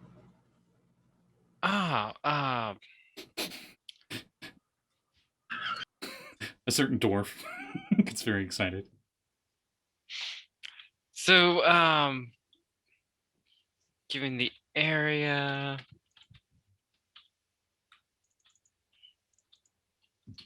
what sort of gemstones and geodes are actually? Do I know anything about this? Of what sort of gemstones or minerals come out of this area? I forget what kind of dwarf you are, but I know there's one kind of dwarf that gets like the intelligence history check. For, I specifically chose to play a dwarf because I got that stone Yeah, cutting feature. I Okay, think- give I me think all that. dwarves get Give me stone that cutting, stone cutting like- feature. All right. Whenever I make a history check related to the origin of stonework, I'm considered proficient and add double my proficiency bonus to the check. So yeah, I have expertise. Okay, cool. I'm gonna roll a d20, then I'll just add the 6 manually. I know I'm not going to pronounce this specific kind of stone correctly, but they do I have. think it's an 8. Oh. So far, the first one. To add further distraction. Yes, that was an 18. That was an 18. To add further distraction, this is Big Cat. His name's Oliver, but I call him Big Cat. Oliver. Big boy. Oliver. That's Oliver and Company. Hmm Yes. That's where he got the name, because he was a stray. My sister's like, I'm Aw. gonna name him Oliver, and they thought he was gonna be a tabby. And then my mom's like, his paws are really big. No, he One could from eat that. a tappy. Yeah, he could. He won't, but he could. Anyway, what'd you get on your total? 18. 18. Mhm. This far up in the hemisphere, there could be many different kinds of gems up here. Probably amethysts and such. I wouldn't know out of character enough to explain much further than that. But you'll also know that these would be there. Do you know how to pronounce that for me? Because I am horrible. That is tourmaline. Tourmaline. Many And- varieties of tourmaline. I know they're like a broad version of rocks. They're Okay, not like a so- specific kind. This and call me out if this is not consistent with the geology of the region, but the existence of these stones the existence of these minerals indicates that this is a largely igneous rock formation that we are on. Probably going to have lots of granite and the likes. Bleh. We could have a bit of my name. My name is Breccia and a Rhyolite. That's two different brachiated Rhyolite as well. Nice. Rowan? Implying I'm from here. The speaker Rowan will would actually- confirm that most of the mine is granite. Okay. Rowan will actually say about, and what about the man you said that disappeared as well before the kobolds attacked? Do you know anything about him? Yeah, it would be nice if they gave his name for me so I didn't have to like search for it. Right. I mean, while you're searching, I can actually go into depth. So, a lot of the granite here, it's mostly a composition of like quartz and feldspar with some other elements in it, but it's mostly just a quartz and feldspar matrix. Yeah, a little bit of crystallization. So you're going to get like of those quartzes, you're probably going to get some tourmaline, some like amethyst, just a bunch of really cool stuff. And while this isn't the area specifically related to my expertise, as I'm not a petrologist, I do know quite a bit about it, so I could be helpful. Was the rant long We enough for can you to stop find by the gift shop on the way out of the mine. Was the rant long Yeah, enough to cover if you found the thing? His name was Benjamin Franklin. Interesting. I Oh. think I heard about him. Did this gentleman? Then did then he- I'm this- sorry, young tiefling. He says as he puts his hand on your shoulder. Periwinkle. Oh Yeah. no, did he I have a was- tragic kite flying accident? He was known to be quite a drunkard, which is why I think he So fell through the this- center shaft of the mine. Right. This Benjamin, you're certain he's passed. You said he disappeared am not- prior to the kobold. I'm not certain of that, but I have my doubts that he's still living. Or Right. he You hasn't said he he hasn't disappeared- come back to town, and it's been a few weeks. You say he disappeared prior to the arrival of the kobolds. Yes, I do not believe the kobolds would be the source of his possible demise. True. Wait, was he a man of somewhat temper or the type to grudge, He was shall we say? a bit of a loner. That's fairly common with fellow Dale folk up here. Many of them have of a course. past and have come here to escape it. Fair enough. Just was curious, a little bit of a, hunch. She just sort of just taps her head, just thinking. Right. Well, if that's all, we will trouble you no further.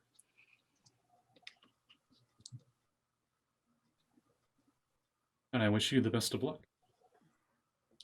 To you as well. Thank you.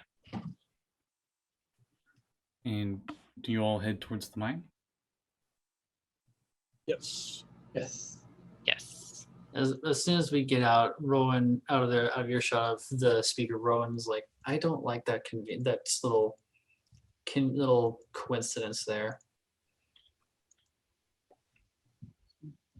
The coincidence? The man disappears right before the kobold attack. A worker at the mines disappears right before the kobolds attack, and now the mine is under occupation. And they just assume he is dead. Well, if they come across the body, we can see if there's been foul play. And if we come across the man leading an army of kobolds, You kill the army. fair enough. What Arrest the I'm man? concerned- Yeah. What I'm concerned with is potentially why. I don't know. I mean, controlling the mine can be controlling a good source of valuable minerals, crystals, or gems that could go for wonderful resale, or potentially, hoarding behavior. Certain extremely greedy humans are known to do that. True. I had my bet. Maybe they came across some rare minerals or metals in that mine. True. True, Uh, and just call it a bard's hunch. I know stories when I hear them. You won't know until we get there. Right. Okay. Well, Sorry, Okay. folks, Prism. but I guess- I need to go to the little DM's room. So we'll be That's back fine. in maybe 5 minutes. So be right Alright. back, everybody. Roger. Hey, everybody, we're back, including Garfield. Garfield's back. The deal's warlock. Garfield, he's not angry. He's in cuddle mode. It's tough to tell the difference with him sometimes. But anyway, so you guys are all, after about a half-hour trip northeast out of town, you clearly see that where the mine's at. And the entrance of this gem mine is an open tunnel in the hillside. Empty carts are parked near the entrance, next to which is a crude wooden sign that has been propped up. Written on the sign in charcoal are the words "Kobolds only" in common, and the K is backwards. Actually, no, wait, I guess it's Sorry, Kobolds only is in cursive. no, I What, guess this is where we part ways. is this in common or? It is in common. And it is very Okay. elaborately, very good calligraphy. Ooh. This is already sending off warning bells in Rowan's head. Would they? Would this? This wouldn't be normal behavior for feral kobolds, would it be? Not that you've heard of. I mean, writing doesn't track with feral, right? Yeah, Rowan I looks at have this. a He just goes- stupid idea. Nice. Looking into the mine, how dark is it? No light. And on the map I gave you guys, the entrance is that darkened tunnel thing in the very top left corner. In the level 1 area. Okay. Now, I'm going to whip out my personal lamp that I have in my equipment. Have we got the lantern lit? Okay, you have it lit. Yeah, I lented it. Still yeah. no green flame. Green flame. What? That was very enthusiastic. I'm sorry. Green flame. There we go. Green flame. Green flame. Would one of you mind lighting this for me? Sure. And Rowan will just send a hand and prestidigitation the light. Thank you. Take out a cut down blackened scroll tube from a bag and put a small piece of cotton there, and as I cast light on it, turn it into a flashlight. Wild will walk into the thing without lighting anything because dark vision. Me Hey, too. Yeah, Wait a second. Rowan's Do the I same- have? Rowan I feels the have same dark way. vision. Shit, I have dark vision. Yeah. Why do I need this? I have dark vision as well, but I think the only Who one who doesn't? doesn't is Vlog. I don't, I think. Vlog, do you want to carry this, or should I? Do you want me to carry it for you? Because I don't mind. Andrew can carry it. The if you hooded want. lantern has a hook on the top, so you can put it on the side of your saddle. if you want. Rowan looks over at Periwinkle. Wait, what? Who? you could hang it from his antlers. Oh, I like tap my shoulder a few times and Crawling up out of her hand comes backpack, crawling around up. her back, you see a zombie hand come up. And then Rowan kinda the hand pales comes a up, little. and you notice that it's a severed hand, and on it are a bunch of magical runes. Rowan kind of pales at that, then looks a little curious at the runes. Does it look like any language that I speak? What languages do you speak? Common, Elvish, Dwarvish, and Giant. It is in Elvish. What is it? What is it? Does it read as anything? Something about Raven Queen. And shadows. Oh. I wouldn't know What's anything his about hand that, would I? room? As Periwinkle Do I says, need to this make a is history? hand drew. The little hand like rests onto your shoulder and waves, and then goes back to like this.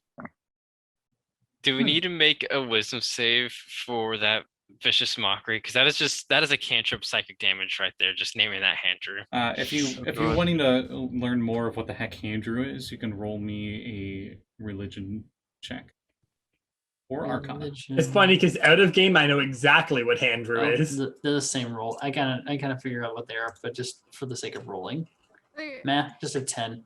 I got a 5. Nice. I Appears to be an undead hand. I slept in religious studies class. Yeah, and Rowan's knowledge of different religions is kind of limited because of where she grew up. She's like, huh. It That's seems cool. it seems more sentient than you would expect from something without a brain. Yeah, Rowan mean- just definitely gives him a look for a little bit, just curious. I mean, How did you- necromancy is openly practiced at this college, so like this is nothing new to me. She just points at him. How did you? And just leaves it hanging, just not sure what to follow up with, just leaving the question open ended. Kind of belongs to my parents and my aunt and uncle. They were adventurers, but way long before I was born, obviously, because they're old as hell. And so like you know, he's kind of my babysitter, my handler, if you would. As you start to say Oh. babysitter, like a handler started like to pull on your ear. Well, My Rowan will handler. definitely laugh at that pun. She's like, well, so long as he's not gonna do anything weird, and she just waves her hand kind of like weird, but it's like, Oh no, he's cool. He's been like with my family for like over 20 years. It's fine. While they're chatting about the Flexing. hand, I want to check out see Yeah, if there's I'm like just any gonna- tracks. I'm gonna walk forward with Dr. River. Oh, perfect. You're looking for tracks? Give me survival checks. I'm good at that. I'm okay. I'm actually really good at that. 26. 21. Okay. It does not take you long as you enter into the very first room of the mine. You see racks holding picks and hammers that are nailed onto the wall. That are nailed to the walls in this small cavern. Everybody I'm gonna clearly take one pick sees and one hammer. rock dust and tracks everywhere, but you two with your survival checks are able to identify that they're reptilian footprints mingled with human tracks. And you also seem like you see rodent tracks as well. The Large rodentia or small? giant. Is it a rodent of unusual size, or Yes, it is rodent tracks of unusual size. The reptilian tracks seem to fan out and go in all three directions, as there seems to be three different tunnels that come out of here. The rodent tracks of unusual size seem to go to your left path, because there's a left and a right and a straight ahead. Where do the freshest human tracks lead? They don't seem While to we're lead walking, anywhere. can I just start? While we're walking, can I just start ritual casting detect magic? With I pull out a little piece of amber, and depending on whether there is or not, and what type, is just like how it's gonna glow and all that jazz.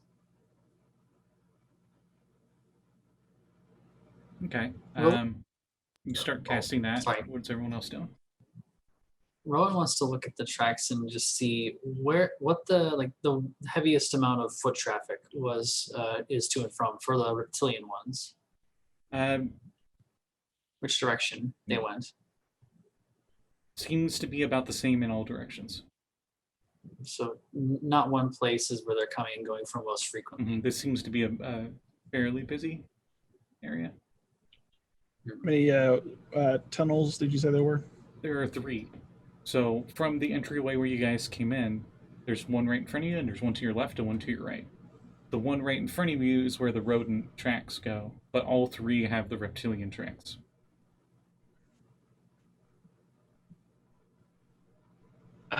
Dr. River, you are more the anthropologist than I am. Sentient species studies, which direction do you think will lead us to the people we want to see? Well, these are feral kobolds. They would try to avoid such large rodentia. So I'm guessing either the left tunnel or the right tunnel. A coin flip either way. All right. Would you like to do the honors, or shall I? Gotti, I'm going to say, can Wild have stealthed at this point? You can roll me a stealth check. All right. That'll be a 27. All right. Or 26, I can count. You crouch and you disappear. There's a little World of Warcraft invisibility song. No, just the Skyrim crouch disappears. Yeah, that's definitely what I was referencing. Yeah, that's what Sky was referencing. We all see just like a closed eye on our HUD for some reason, though. I shine my flashlight down the left tunnel. But you have a flashlight. The hooded lantern. Oh, No, he literally made the joke of using a scroll wrapped up, Oh, putting yeah. cotton in it, and casting light on the cotton so it turns into a flashlight. That's actually really when you good. cast light on it, it makes a noise, and you look down the Left middle is right. tunnel, and it looks like it goes down. Like the elevation seems to slightly go downwards, and it looks like that there's like maybe a stairway at the very end. It's hard to tell because it's not like a straight tunnel. I'm gonna pick some dirt off the ground and drop it to see which way the wind is blowing in here, You drop it, and because that would show which way the air shaft would be in the mine. it blows the direction that you were looking. At this point, we'll like I'm holding a rock up to my ear to get the audible element. Have I picked up any detect magicking yet? My ritual casting and such? You do detect magic. You detect divination magic behind you. And that's when you realize that you're detecting the lantern. Seems like the main mine shaft would be this direction. But besides the lantern, and I guess hand druid sense necromancy, you don't really get anything else. Right. Who would like to lead the way? Wild is already walking down there, though I don't know if anyone sees her or not. I guess I'll lead the way since depends. nobody else is going that way. Is Just follow Wild these fresh hiding footsteps. hiding from everything, or just from non-friendlies? Probably from everything. Okay, so no one sees you. Go ahead. She doesn't trust them yet. Oh, look, fresh footprints. I'll go this way. Yeah, I think I'd like to follow that as well with you. Go as well. Okay, so I'll start with Wild since Wild went ahead. You went down the middle path, correct? Mm-hmm. The path they were talking about going through. Okay. It does fork off, and it seems like it can either go to the left or to the right. And to the right, you see crudely made stairs that go downwards.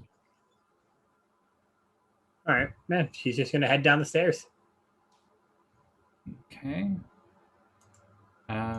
As you head down that way, you see benches and tables that are set up as workspaces where the miners can clean any gemstones that they find. Gravel and pebbles are strewn on the ground. Scattered across the floor are a few hammers, picks, and broken lanterns as you enter this room. All right, and I'll do a quick look around to see if I see anybody or anything in here. As you do a quick search around, you spot a small figurine of a sled dog that's carved out of rock, out of granite. And there are two pebble-sized tourmalines for its eyes. So just walk over. Yoink. Okay. Put it into her bag. You can just put, so I don't have to keep track and try to find how much this is Yeah. worth. Just put 10 gold in there, and we'll say you sell it later. All right. While we're doing this, I'll never find this again. It's a good idea to honestly just give it his money and just assume your players sell it. Mm-hmm. while we're doing this, can I just pick up, one of these rock hammers and then just a pick and just, throw those in inventory, just like, yes, Yeah. cool. For our Centaur friend, I definitely do have to state that the ceiling here, it's 7 feet high. But when you all eventually get into this room, it's 7 feet higher in here. The funny thing too is it also affects Wild, considering she is 7 feet high. Yeah, we are exactly the same height, actually. I just I knew get That must be terrifying for all the shorties. Getting to the fork, is the wind blowing towards the left or the right? Which are the footsteps we're going towards? To the left. Actually, to the right. Sorry, to the right. 2 steps, no yells. 1 hop this time. Oh, good. Shine the light down the right tunnel and head that way. You cha-cha real smooth that direction. And it leads into a bit wider of a tunnel. It was like maybe 5 foot wide at the most, heading towards the fork. But then when you get in here, you notice that immediately you bends behind into another area where you can hear flowing water. But it also moves up ahead and veers to the right.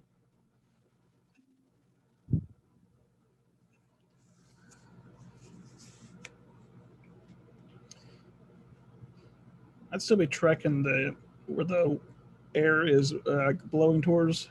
Try to find the shaft that goes down into the mine. You hear it sounds like where the water flow is coming from. You can, as you're tracking, the breeze seems to come from that direction. While you're doing that, where's everyone else? Because I know for sure Wild is in that one room. I think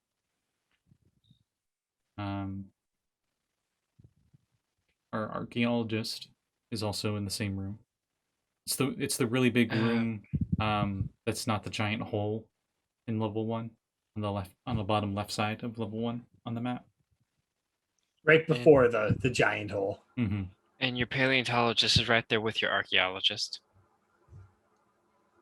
Yep. How about Periwinkle? Where's Periwinkle at? I'm gonna hang with the horseman. All right. Where's the horseman going?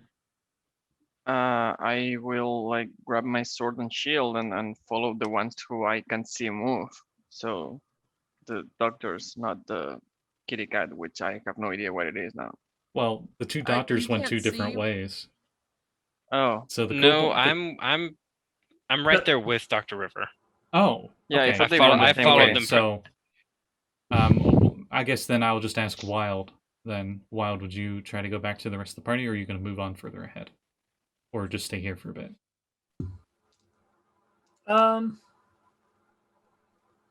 So I am. So Scotty, you said like I'm the room right before the giant pit, right? Yes. Do I hear anything coming from the other side? It sounds like a waterfall.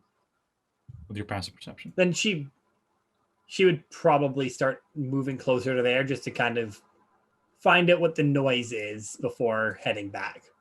Okay. I'll start with the group that's with the river. So, as you approach here, you can see an underground river flows through the far side of this cavern, which is supported by a natural stone pillar near the water's edge. Between you and the river are 2 halfling-sized gray rodents with long tails and beady eyes, and they rush to attack you as soon as you notice them. So everybody but Wild, roll initiative. Oh, weird. As our Centaur does like the, oh shit, it's a rat, but like it's a horse. 16. 12. I just rolled natural 1. That is awesome. Got a 5. Okay. What are we doing? Initiative.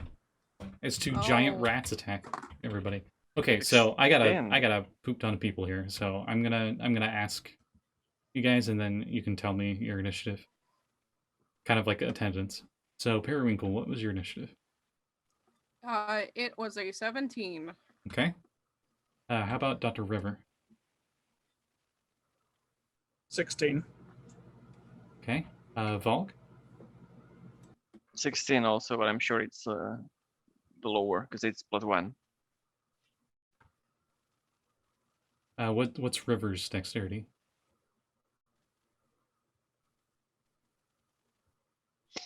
+3. Okay. 17 total. Prism, what's yours initiative?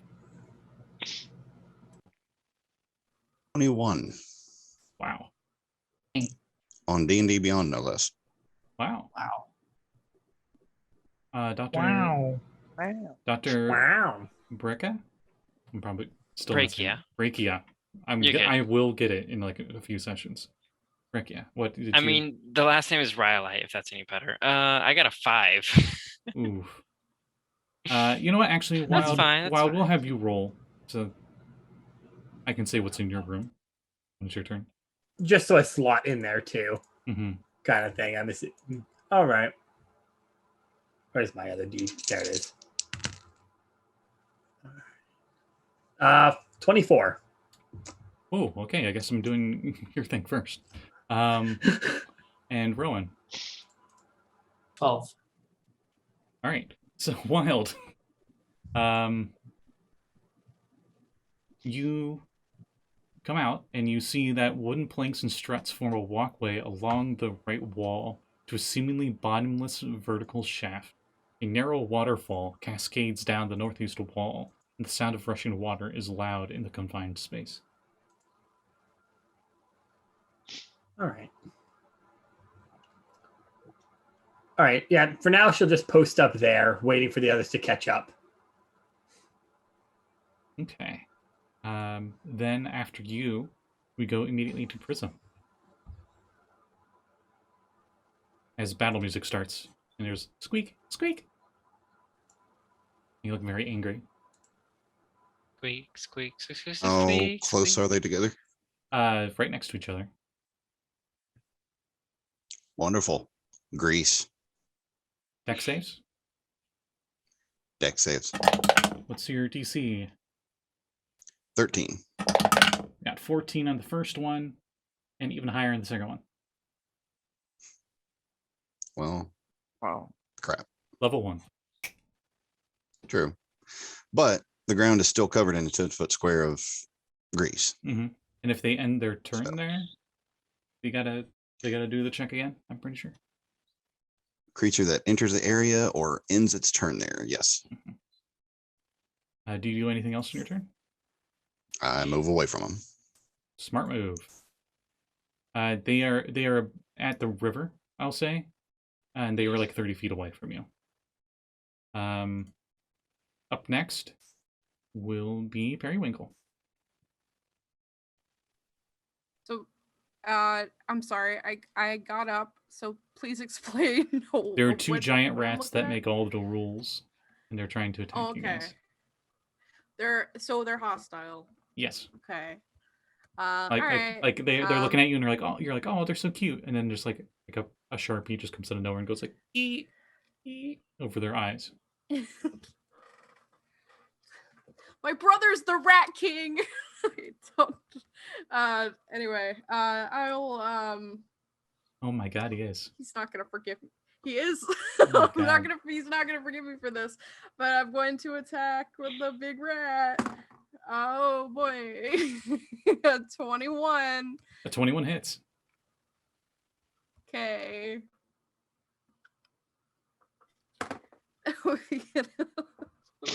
Almost max damage. That's 14. Okay. Considering that was double its health, you cut it clean in half. I'm sorry, Squidly. Did she just run into the grease? Oh, that she did. I need a dex check before you even get the attack in. Dex, it would be dirty 20. Okay, so you don't fall in the grease, Okay. and you still. And then can I back away from the grease? I'll say you can just get out of it with your move. Because Okay. it's difficult terrain, so it'd be. And I think the other one will try to attack you with an attack of opportunity as you're trying to get out of there. Actually, no, wait, no, it can't do that. It hasn't even had a turn yet. And you guys are acting first. Dr. River, it is your turn. How close is the remaining rat? I was at 20 feet. If I move up 10 feet, will I be in the grease? Yep. And in that case, I will draw my revolver from this holster and fire a beam of white hot light as I cast Sacred Flame. I need a dex save. Okay. Wow. Okay, 21. Damn. Phew. I It will. goes into the river and just. I will move away from the rat then. Okay. After you, it is Valgg's turn. I will. How far is the rat? 25 feet from you. Okay, then I will run to the rat and Alright. As you, try to not slip. yeah, as you run into the grease, I'll need a dex check. Dexterity saving throw. I still have the ice hook things. Do I have advantage? That works for ice, not really for grease. Okay, dex save. So I rolled a 13 plus 1, so 14. The DC was 13, wasn't it? Prism? It was. I Okay. remember it. So then you don't fall or anything. So you're up next to the rat. It kind of And hisses at bonus you. action, I will hook 5. For it's 5. Okay, so 24 to hit. Yep. Rolling really high for level 1, so I'm worried. Use all your good rolls now. 7 That is, you're with your hooves, right? bludgeoning. Yeah, that's the bonus action because I charged. That is just enough that your front hoof like caves in their head, and they just go limp dead. Okay, I was gonna swing my sword, but nope. They're like the size of a kobold. They're giant rats, but they're not that big. Yeah.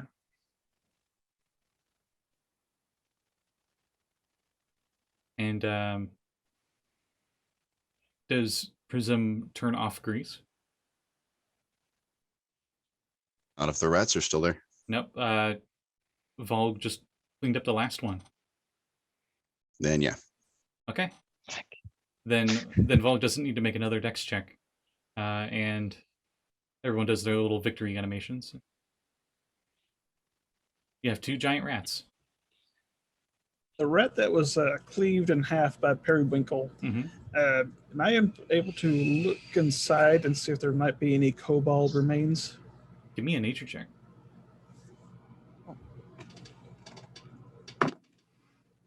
15.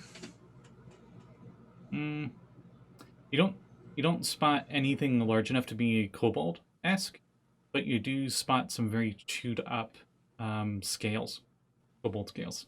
But kobolds shed their scales all the time, so.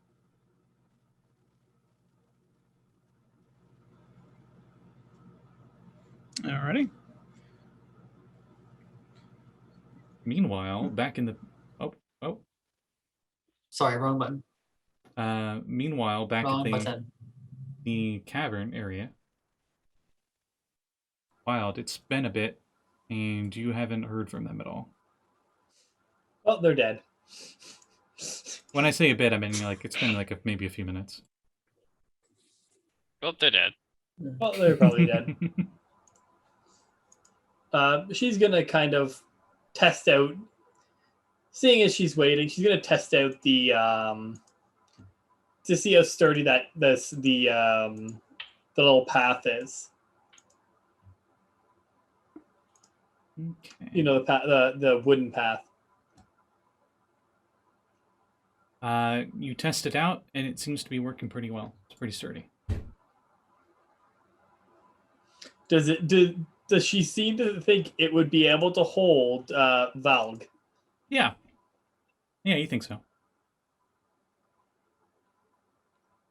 It's just All right. wide enough And to... yeah, if that's the case, then yeah, she'll kind of start walking back the other way, still stealthily. Let's see, your passive is 15, right? Yes. Let's see. Actually, that would pass. This might be the highest I have ever had perception at. Okay, so you do not hear this, but as you're like testing out the boards to see if they're all right, there's just like a tiny little gap between the boards, and the thunderous sound of the waterfall just drowns out like all other noise. but you see something like moving down below planks. You see like movement under there. Does it seem like a small or a large creature? You're like looking at a gap between wooden planks, so you're not sure. Fair. Do you All look, right. do you like look around the underside of the? Yeah, you know the phrase. Okay, you see two kobolds, and they're cleaning on the underside of the walkway, and they both have tiny little saws, and they look like they're weakening the struts on the bridge. And they don't seem to have noticed you yet. Are they underneath the bridge? Yes, and Like, are they underneath? where it yeah, would and be? underneath them, past them, it seems to be infinite darkness of an abyss. What are they? Are they holding on to it? Like, Yeah, are they yeah, climbing they're like it, hanging on or- underneath and like sawing it. Wild would like to try and intentionally knock down that part of the bridge, that part of the walkway. Okay, how so? Let me check something real quick.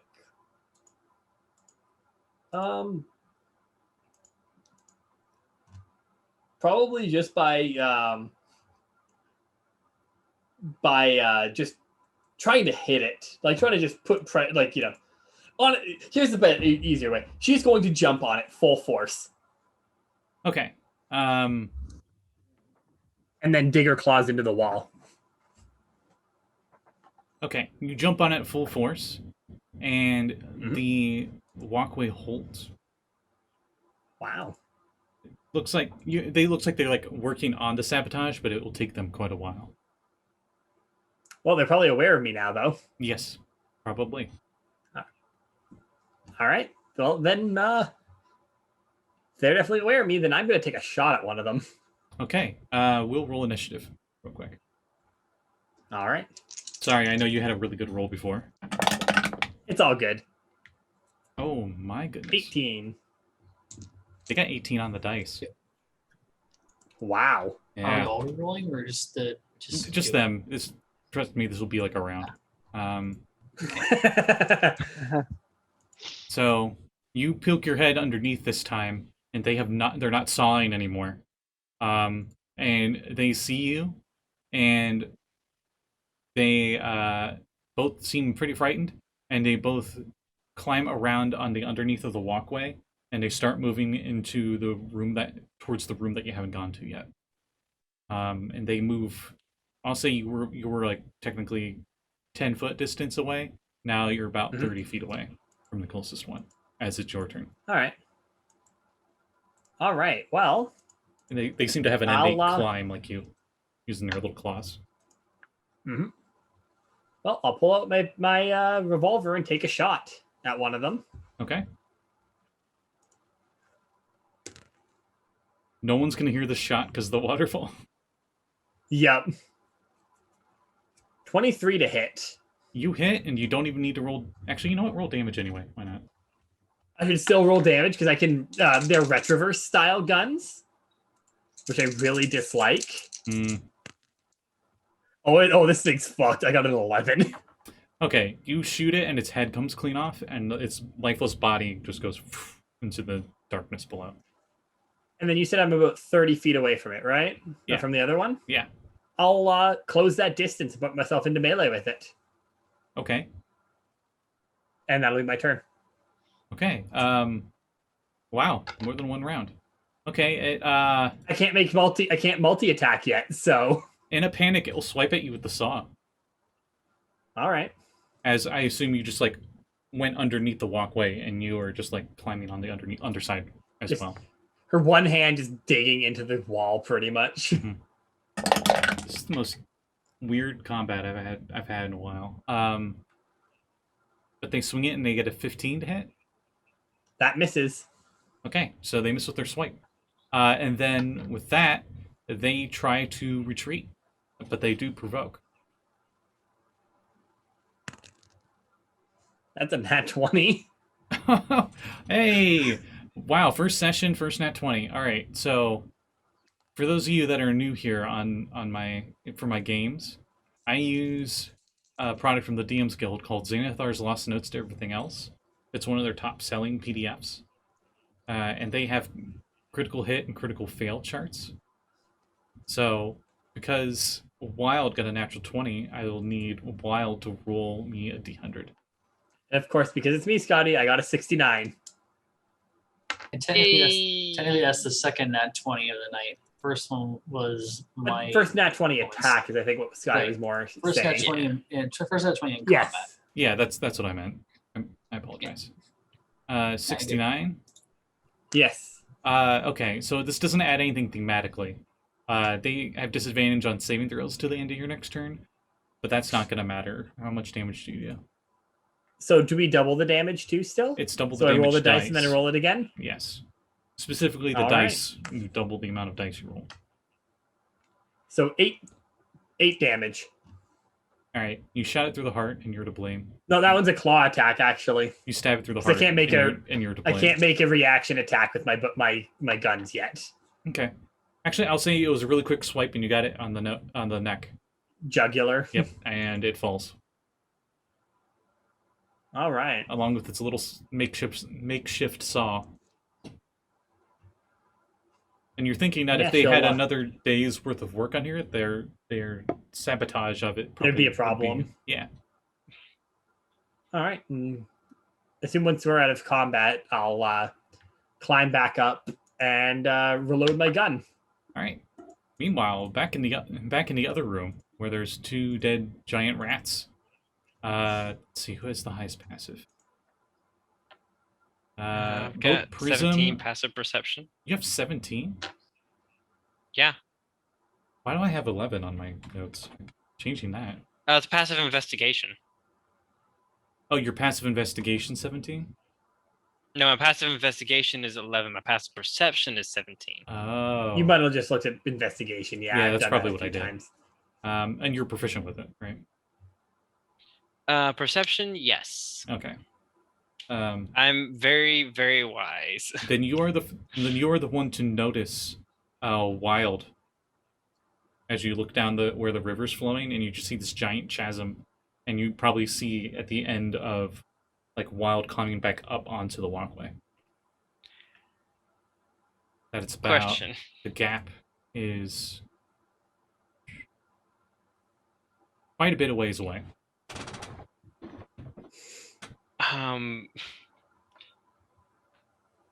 want to grab their attention, so can I magic stone just yeet a rock so it'll hit the wall right, like about a foot or two in front of where their faces? While you roll an attack, and I'm going to have Wild roll perception check. And if their perception check is greater than your attack, or actually no, wait. My attack is a 25. 25? Okay, then Wild doesn't need to roll. It's fine. Just like there's a loud crack as it hits the wall. You see you her. don't hear like, the with- crack, but you definitely see the glowing rock hit right next to the wall. You saw the direction. You it see came Wild from. just kind of that, and then just turn her gun over to pointing at Dr. Breccia, and looks like she's about to fire when she realizes it's Dr. Breccia and not. So you just see me just like doing that, like tossing rocks thing. It's just like I'd definitely shine my light down there where she just threw the rock. just like the idea that I've suddenly created my dwarf who's got like a beam of an arm. And then she'll look to notice that you guys aren't a threat and holster her pistol. You sure about that one, Chief? Yes. Okay, fair.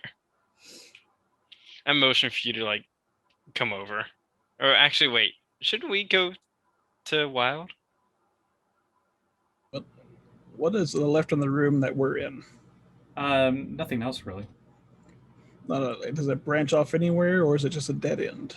It's a dead end minus where the river was heading, and you did notice the flashlight that it goes to that chasm. Are we able to follow along this river, or do we have to backtrack around? You're pretty sure you're gonna have to backtrack around. It's a really big hole, like 40-foot diameter. I just start backtracking. Okay.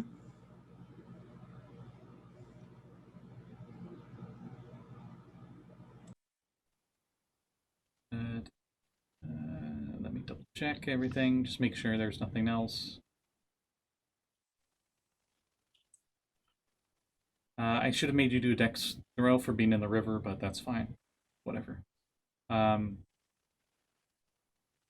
You do notice that the shaft, there is stuff up above as well. As the party meets up with Wild. I shine the light down into the chasm, see if we can see the bottom. Your light seems to reach its range, and then as it gets to the end of its range, it's just void of black. Breccia, I gotta see one of those rocks. Those of you that are scholars and whatnot, and those that have been in colleges and know how, I know of certain doctor who knows the layers of Earth on Torel. You're pretty sure that this hole goes down to the Underdark. Who knows where in the Underdark? But it goes pretty far down. I cast magic stone and just offer a handful of 3 pebbles and just like, I think this is an Underdark hole. And I just like say that while offering the pebbles to Dr. River. You say that and you can't hear each other over the waterfall. I take the pebbles, cast the light on them, and drop them down the hole. Disappear into the void. All right, we'll avoid that then. You do see bloodstains on part of the wall at one spot. Wild will look to you and say, be careful, they were trying to sabotage it. And then start walking ahead. Okay. As you walk ahead, you reach the very end of the walkway, and it goes into a little tunnel. And as you enter that little dead end, you see that there's a wooden pulley system that has been constructed around a large hole in the floor. A bucket big enough to hold a humanoid is held by a thick rope. 3 alcoves next to the lift contain wooden boards and mining equipment. Looks like it can go Found the up. mining shaft. Actually, wait a minute. I might have been looking at this wrong. The different levels.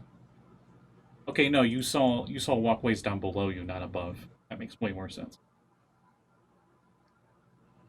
So level 2 is lower, and level 3 is even lower than that.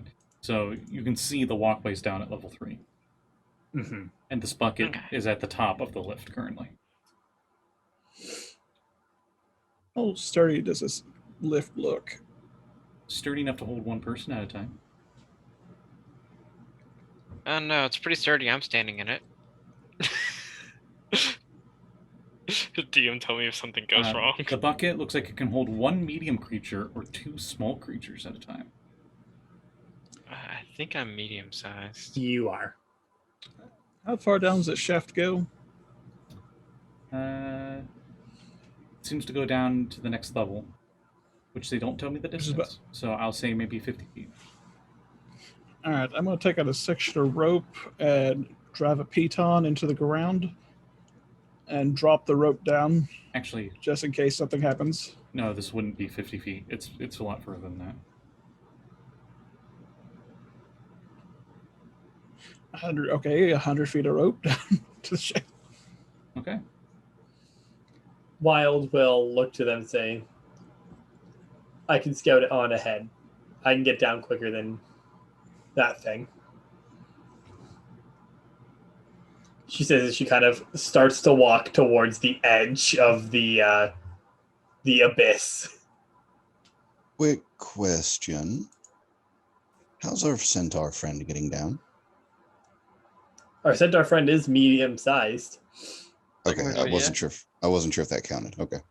I only count as one size larger for the carrying, Carrying capacity, capacity. and the push and drag. Okay. Stuff. Yeah. Okay, Valgg. Mhm. This is actually more from personal experience for you. Have you ever been on a Ferris wheel, and not just a Ferris wheel, like an old school one with like the metal one where like there's just a metal bar holding you in? Yeah. You know how you can like rock back and forth and it feels very dangerous and stuff? Yes. That's what this is going to be like for you. This is going to be like you just barely fit, and it'll be very uncomfortable, but it does hold your weight. But you probably feel like I am if brave. you move and you like shake it too much, it'll tilt too far. Well, while they take spots go down, I'm going to rappel down the shaft. Okay. As you all go down the shaft, let's see here. It descends down into a small cave where there's 2 dusty tunnels that lead in opposite directions.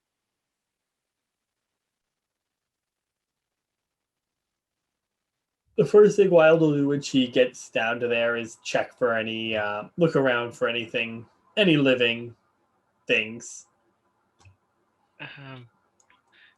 And while it's looking for living things, I bring out my amber and little fossil. I'm gonna ritual detect magic again, so it'll take me about 10 minutes before I get any readings at all. So other stuff can happen while doing that. What all again is in the room that we're in when we get down to over the walkway? As you descend down in there, it seems like there's like a little room that you're in, and then there's like a tunnel that goes to the northeast and a tunnel that goes to the southwest. Right. Still tracking the same kind of like impressions on the floor, the same kind of like footprints. Give me a survival check as you look around. All right. I'll also help. Okay, so you have So is that advantage. advantage? Mhm. Right. Natural 20 for Hey. 24. Okay. Nice. You Thank you. see a lot of kobold foot traffic leading to the southwest one, to and from. Yeah. So Rowan just gets down, just sort of just like inspects the tracks, and then just points with one of her axes that direction.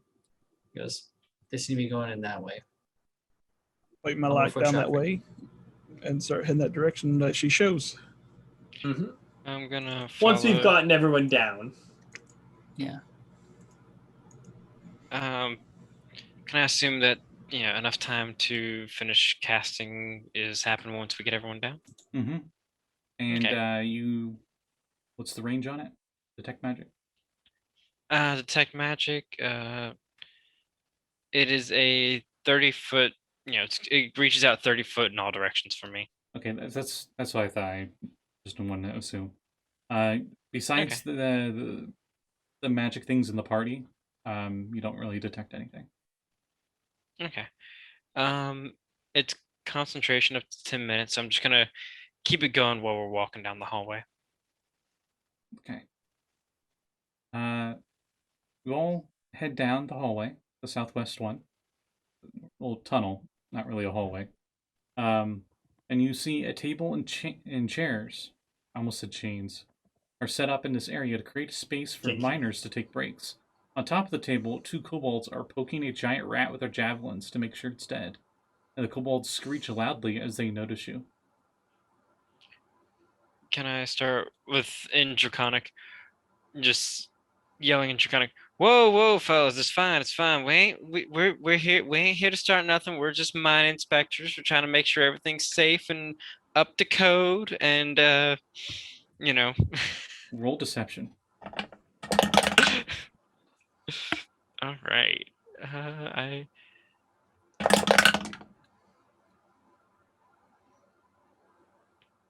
That's a 13. Okay. And one of them goes, okay, in Draconic. And the other one goes, we don't care about inspectors. They obviously lying. And the other one goes, oh, They go to charge at you guys as we roll initiative. I tried. You succeeded on one of them. Almost. Dirty 20. Wait. Roll calling. Yeah, I gotta ask everybody because we had so many. Right. Okay. I'll try to do it a little faster as we continue this campaign. Periwinkle, what'd you get? 14. Okay. River. Dirty 20. Nice. Valgg. 10. Prism. 6. Oof. Dr. Breccia. 14, and my dex is +1. Okay. So Is that better than yours, Periwinkle. No, I have +2. Oh, okay. All right. Wild. 22. I have a feeling Wild's gonna be first on most of these. And Rowan. Yeah, it's almost like I have advantage on initiative as well as a very high dex. Rowan got a 19 total. Okay. Wild, you are definitely the first to act. As the two kobolds Alright. come rushing with spears. Well, this time javelins. instead of pulling out her pistol, she'll just pull out a dagger and just shiv one of them. Okay. So dirty 20. A dirty 20 definitely hits. By the way, these aren't the standard kobolds from the monster manual. They are ones called Icewind kobolds. Ooh. 7 damage. Special. 7 damage? Okay. Yes. You stabbed the kobold pretty good, but it's still standing. And that'll be my turn. Okay. After you, it is Rowan. Oh, wait, no, not Rowan. Dr. River's turn. The one that just became shish kebab, I'll crack my whip at. Okay.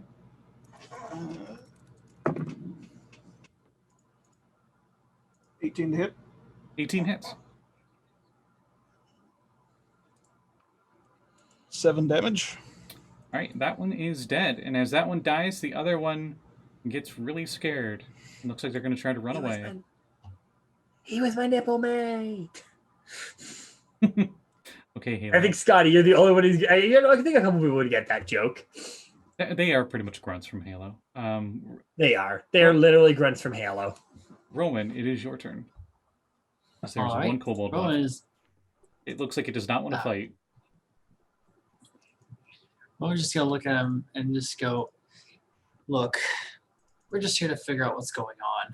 You don't have to kill everyone here, but if you make it difficult, then we will try our. We won't be nice, as you've seen. Just points to the dead one. I guess that would be intimidation.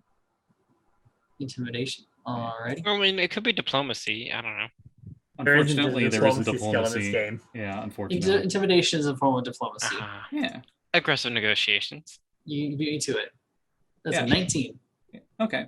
Because intimidation doesn't have to mean like you're yelling at them or something. Just Yeah. a threat of harm. All right. The kobold looks like it's definitely taking your word on that. It doesn't look like it wants to stab you at all. That's for sure. Right. So That was your action. So do you do anything else in your turn? was mostly just trying to get it to surrender with that was all. Okay. Just wanted to be sure.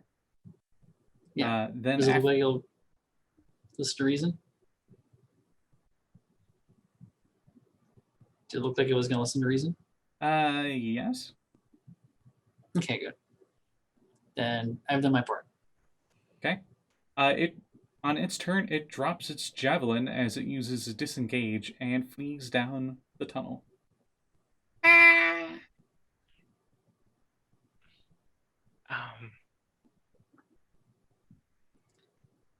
Do Did you it get all its full do you all want movement to then? pursue it, or did you? I want to pursue. I would most certainly like. Same. Rowan just rolls her eyes with her entire body. Is just like, I just wanted to talk, and just starts running after it.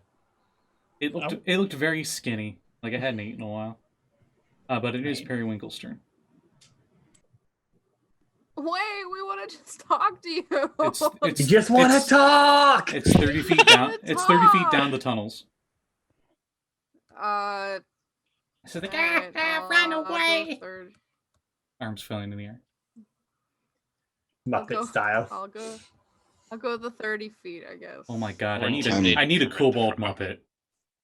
I need a kobold muppet. I'm just rather glad it didn't decide to charge us with 2 plasma grenades in its hands.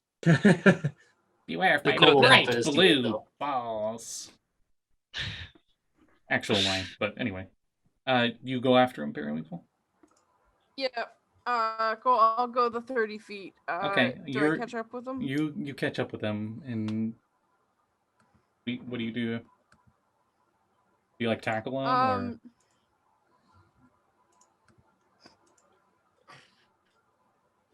you just bonk them with the pummel of your axe? You know, like I'm Gunwinkle. gonna pick up hand Druid. I'm gonna throw him at the kobolds. All right. There's only one kobold, Callie. Okay. And you're on him too. Okay, then never mind. I'll just tackle him. All right, roll to hit. I was really confused when you went, I'm gonna throw Handrum, like, but you're in melee range with him. Oh, I didn't Just, know I was take in Handrum there. and just slap and be like, I'm armed. Periwinkle, this will be a unarmed strike, Okay. but it's a kobold, so I think you'll be fine. I don't know. Is she armed with Handrum, or if she uses Handrum, would that be unarmed? Well, Andrew doesn't have any arms. He could be giving a helping Yeah, I gotta hand. hand it. Handrew's Yeah, always disarmed. I gotta hand it to you there. That's a 22 to hold this kobold in my arms like a baby. All right. It does not look. It's pretty much Garfield every time I try to hold him that way. It's like no. It's like fussing Hey, the we whole just time. want to talk, buddy. And then after you, it's Dr. Breako's turn. Just gonna run that way. Bonus action, just You grab. catch up to Periwinkle, who is holding the kobold like a baby, but like forcing it into Yeah, a submissive. I run that way, just hit the bend, slide, 3-point slide, break up some gravel for Magic Stone, and and I'm just like, you gonna listen to reason, or do we gotta do this the hard way? Okay, don't kill me. Okay, we're not gonna kill you. Just calm down. You don't need to run. Just calm down. Perry, like this kobold, like you knew it was going to be pretty light, but this kobold's even lighter than you expected. It's pretty much skin and bone. Very starved kobold. I miss Mip. You'll get to see Mip one day. He's hungry. Shoot, He like looks at you and he's just like, Oh, are you hungry, little guy? Are you hungry? Okay, wait. What's your name? He has a name. Wait a minute. Oh. Small hungry. It's literally his name. Small? SMOL. Oh, small. Oh my goodness. I did Hold not on, make that hold one up. on, That's wait. actually their name. No, Breccia, didn't you already have Goodberry cast earlier? Or was I that mean, another day? that was That was that was last night. yesterday. Has that it was been yesterday. 24 hours though? It has been 24 hours. It's been a long rest time, so I get the spell slot back anyways. Mm-hmm. And we're like, It hey, wouldn't be over actually, 24 hours. Actually, yeah, it would be over 24 hours. We did 24 hours doesn't matter if we have a long rest. True. Let's stop going. Okay. We're out of initiative at this point because it's not really a conflict anymore. The kobold's not trying to fuss out of your hands, though it is definitely uncomfortable. Okay. Hey, Small, do you want? I'm gonna pull a rock. And I'm like, oh shit. And the rock magically turns into a good berry. Like, here, eat. Would you like a berry? Give me a persuasion check. You look really hungry, and At advantage, Okay. because you're offering food to a Persuasion. starved kobold. So the first one's a 19, Okay, they got a 7. so and you're fine. we're gonna go with the 19. Yeah. And he's They- gonna feel full for the whole day. They like look at it and they like look at you and look at your hand, look at you, and they quickly snatch it out of your hand. And they're just looking at you. There. Like I said, we didn't really want you don't want any trouble. We just want to know what's going on, all right? If And Rowan is just crouched down, like kind of just sitting like on her haunches, just like, you know, elbows on her knees, just looking, just crouched down, trying to talk to him. Yeah, we're just here to figure out what's going on. The people in town are kind of on edge. they Trex led us here. He has wings like dragon. Tracks, huh? tracks. Our Could leader. you lead us to tracks? Could you take us to him? Rowan holds up her hand to Breccia. One step at a time, Doc. All He's like, right. so Drax has wings like a dragon, huh? Does that because he and she just sort of mimes breathing fire. Can you do that like a dragon? Like she'll use prestidigitation to just make it like fire come out of her hand, like she's holding it to her mouth. He shakes his head. He says, "No, but Trek's smart. He speaks like human who knows a lot. He doesn't speak dragon anymore, though." Anymore, you said. He used to speak dragon? Mm-hmm. Don't know why he don't speak dragon no more. Really? I'm Is he the one that told you said he led you here? Is he the one that told you to make all the humans go away? He don't want humans going away. We just trying to protect home. Is he Trex afraid said of the miners humans? want their mine back, but we want something in return. Something better than mine. okay. What better than mine? Mm, Did Drax say what better than mine? somewhere safe. Trex said town's safe. There's food in town. Okay. You from town, Well, yes? if- That where food come from? Kind of. Yes, more or less. If we can sit down and talk about everything, then we don't need to do any violence, and nothing bad has to happen to anybody. Because Or anybody else. when people start enacting violence, then it's only a matter of time and a number of extra people getting hurt that don't need to before we do what we have to do the whole time. Sit and talk. What the doctor said. We can talk to Drax. Drax can talk to people. And we can figure out something that'll make everybody happy. Okay. I lead you to Trex. 2 questions for Small. Hmm? Have you seen any humans in the mine recently? No. Can I insight check that? You don't need to. Passive insight. It's Okay. Okay. Yeah, my passive insight's 15, so yeah. If we're going to take care of you and take you to the city, how many are in your pack? 2 upstairs. You kill my sister. Very sorry. Minus for that. sister. That okay. We used to it. Oh, Hopefully you won't have to be used to it anymore. Better than second brother. He killed my green slime. Is there green slime in this mine?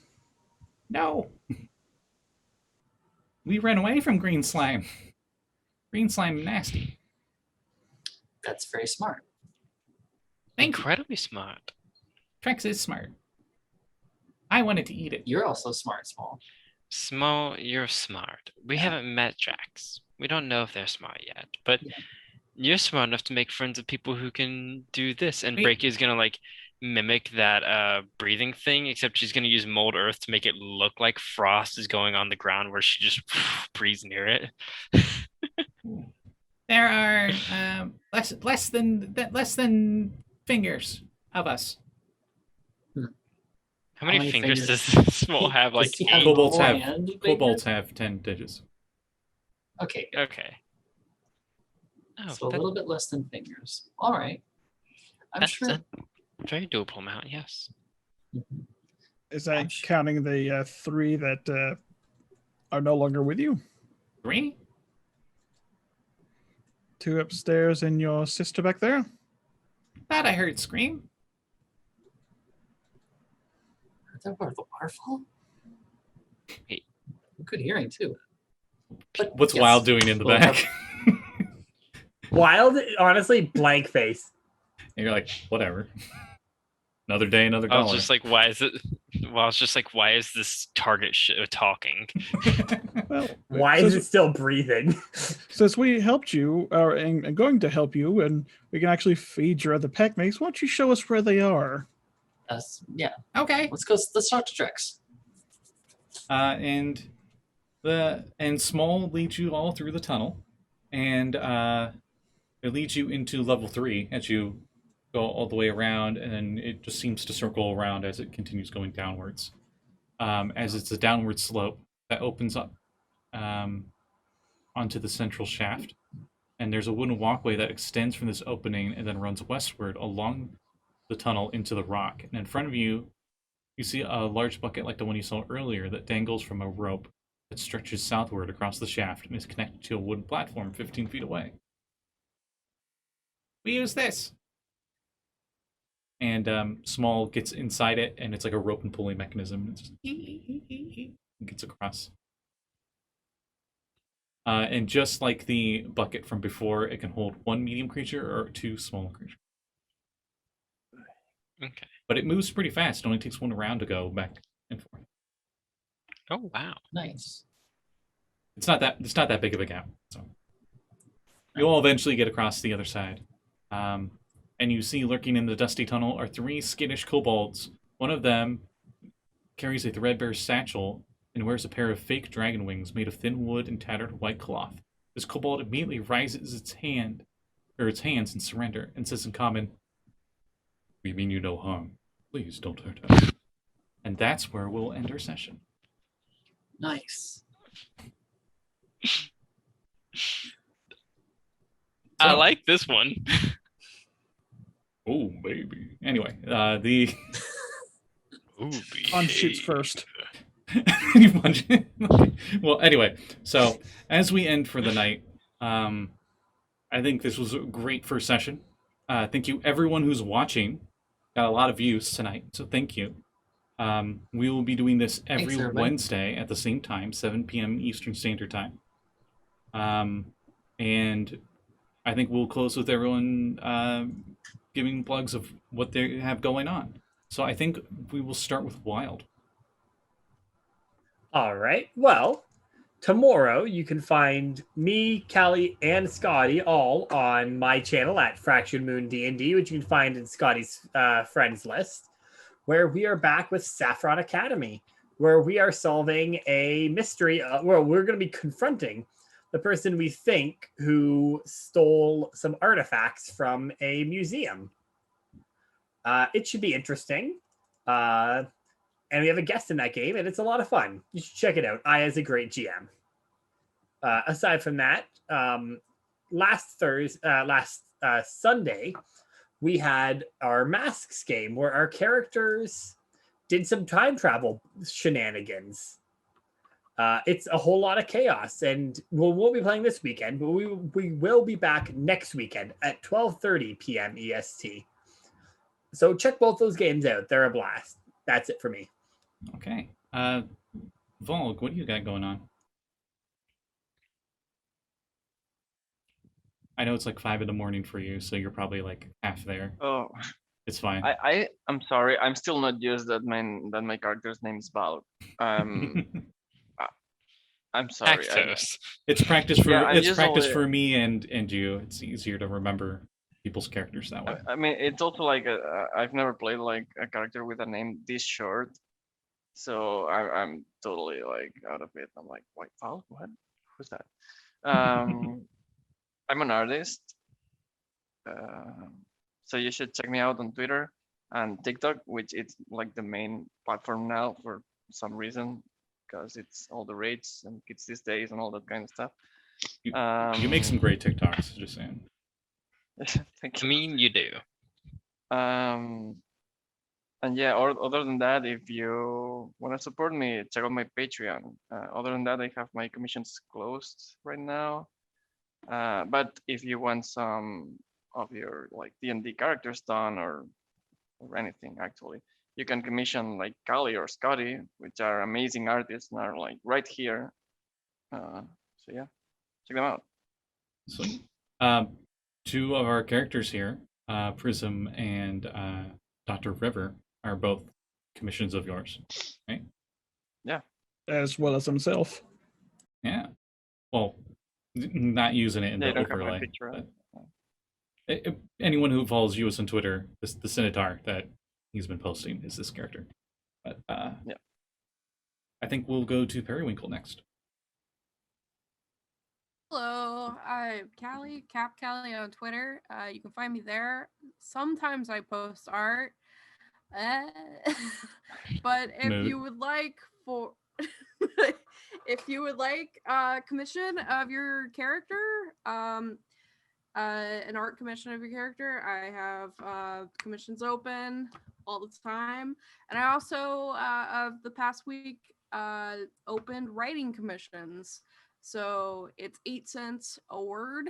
And if you would like a story written about your D&D or OC or TTRPG character, or a poem or a song, I am open to do that. So check that out. I run a game every other Tuesday called Unwritten. It was yesterday when this was recorded, and it was very sad.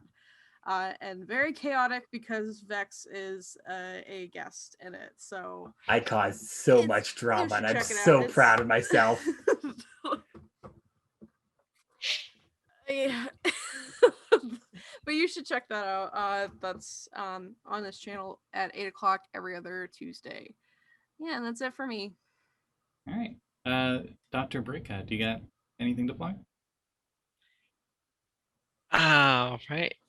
I do have a few things to plug. Number one, everything that's been said so far, just reiterate that. Go check them out. They're wonderful. Another artist from our friend group at Iogolander. I've worked with them before, had, commissioned them to do my little rabbit folk wizard that I'm running in my Tuesday game. I know y'all are watching. Hi guys. And she's very good. A personal one that's actually not TTRPG related is my good friend Cade. Their Instagram is filled with a whole bunch of paleontology stuff and geology stuff. So like, if you want something who knows the kind of stuff that I'm bringing to the table, and even better than me, Katie, spelled Katie .digs.dinos on Instagram, and you'll get to see one of my bestest friends in the world posting a whole bunch of paleo stuff, and there's stuff from our museum constantly because I volunteer at a museum. So if you just need to get your paleo fix, head right on over. Also, Quest for the Quantum Rose. We record it every Tuesday, and it is, I think that we were on our 20th episode that's been uploaded to. We record on Thursdays. Yes, Thursday. Did I say? I said You Thursday. said, Right? you said Tuesday. I This meant to say Thursday. I think he And puts it it's up okay. on It doesn't matter YouTube when on we Tuesday. record. Hey, what's up on Tuesday? Okay. But that is our dark matter game in which I play another doctor, Dr. Valerie Butcher Boucher. And we have several of our players here are also there. So if you like the kind of wackiness that some of us bring to the table here, check out how we play in space. It shows up very quickly. Just search Quest for the Quantum Rose and subscribe. Hit that notification to catch us every Tuesday when it gets uploaded. That should be it for me. Okay, cool. Rowan, you got anything? Hey, I'm Rowan. I'm all you probably know me as at January_silence at pretty much everywhere. I do random stuff. I have a bunch of homebrew up on DM's Guild under the pen name the Sphinx Library. There's only 2 of them up now, which are the Godbow Origin Sorcerer. So if you want to have a little archery with your magic and make magic trick arrows, that one might be up your alley. And the other one is the College of Dragonsong Bard, which lets you add cool elemental effects to your friends to help them be better in combat, and eventually gets you a little pseudo dragon buddy. And our current project that I'm hoping to get out by the end of this month or the first of the next month at the very latest, is the Oath of the Blood King Paladin, just in time for any Ravenloft games you might be having out. If you want to you really want to get that Alucard from Castlevania feel for your paladins, this will be the thing for you. It's perfect for a down tier. And again, I'm also in Quest for the Quantum Rose as Willow Honley, the near human Gru Jumper Ranger. I am basically Star-Lord meets Nightcrawler. Cool. And yeah, just come watch us have a lot of fun with that. It's a blast. If you like the zaniness we've brought here, then you're going to love that. Also, definitely follow Scotty. Definitely follow all of us here. This is a great group, a bunch of great people. Everybody who has like a YouTube, hit that subscribe bell and help grow the channel. That's about it for me. Cool. Thank you. Prism, you got anything to add? Actually, I do this time. One specifically for the idea for the creation of my character was an artist that goes by at Crocodilian, spelled with a K at the beginning, but the rest exactly as it sounds. They had a different chart of several different subspecies of goblins, including the crystalline goblin that I'm currently playing as. I wanted to plug their their art simply because it was the original idea behind Prism. Yeah, that art was pretty neat. I would definitely check that out. I I'm actually gonna follow forgot them one. right now. Just did it. Oh, I nice. actually forgot one that I need to plug. It's kind of important for me to plug. Yeah, go ahead. It's the person who does my cover artwork for my homebrew stuff. At Burger Mama, Burger spelled BURRGEMAMA, over on Twitter. She's amazing work. Like I said, has done all my covers so far. Is just an amazing artist. I don't think she's open for commissions now, but if you're ever lucky to get one from her, like I said, you're very lucky. It's a very fun person to work with. Very cool. Loves doing fantasy stuff specifically. Especially does love fantasy stuff. So yeah, definitely check her out. Cool. Anything to add to the plugs, Dr. River? Copy and pasta what most of them said.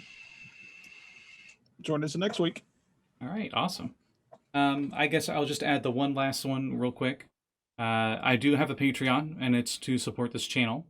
Right now, there's not too many people on it, but that's fine. It's just for doing this. Hopefully, the kind of money I'd be getting out of that could help fund adding little extra things to this. Like maybe if we move the tabletop simulator, I could buy the tabletop simulator for my players, so that way we could all have it together, and it would be easier to show the maps and whatnot. But besides that, thank you for watching, and we'll be seeing you all next Wednesday. Bye. Yeah.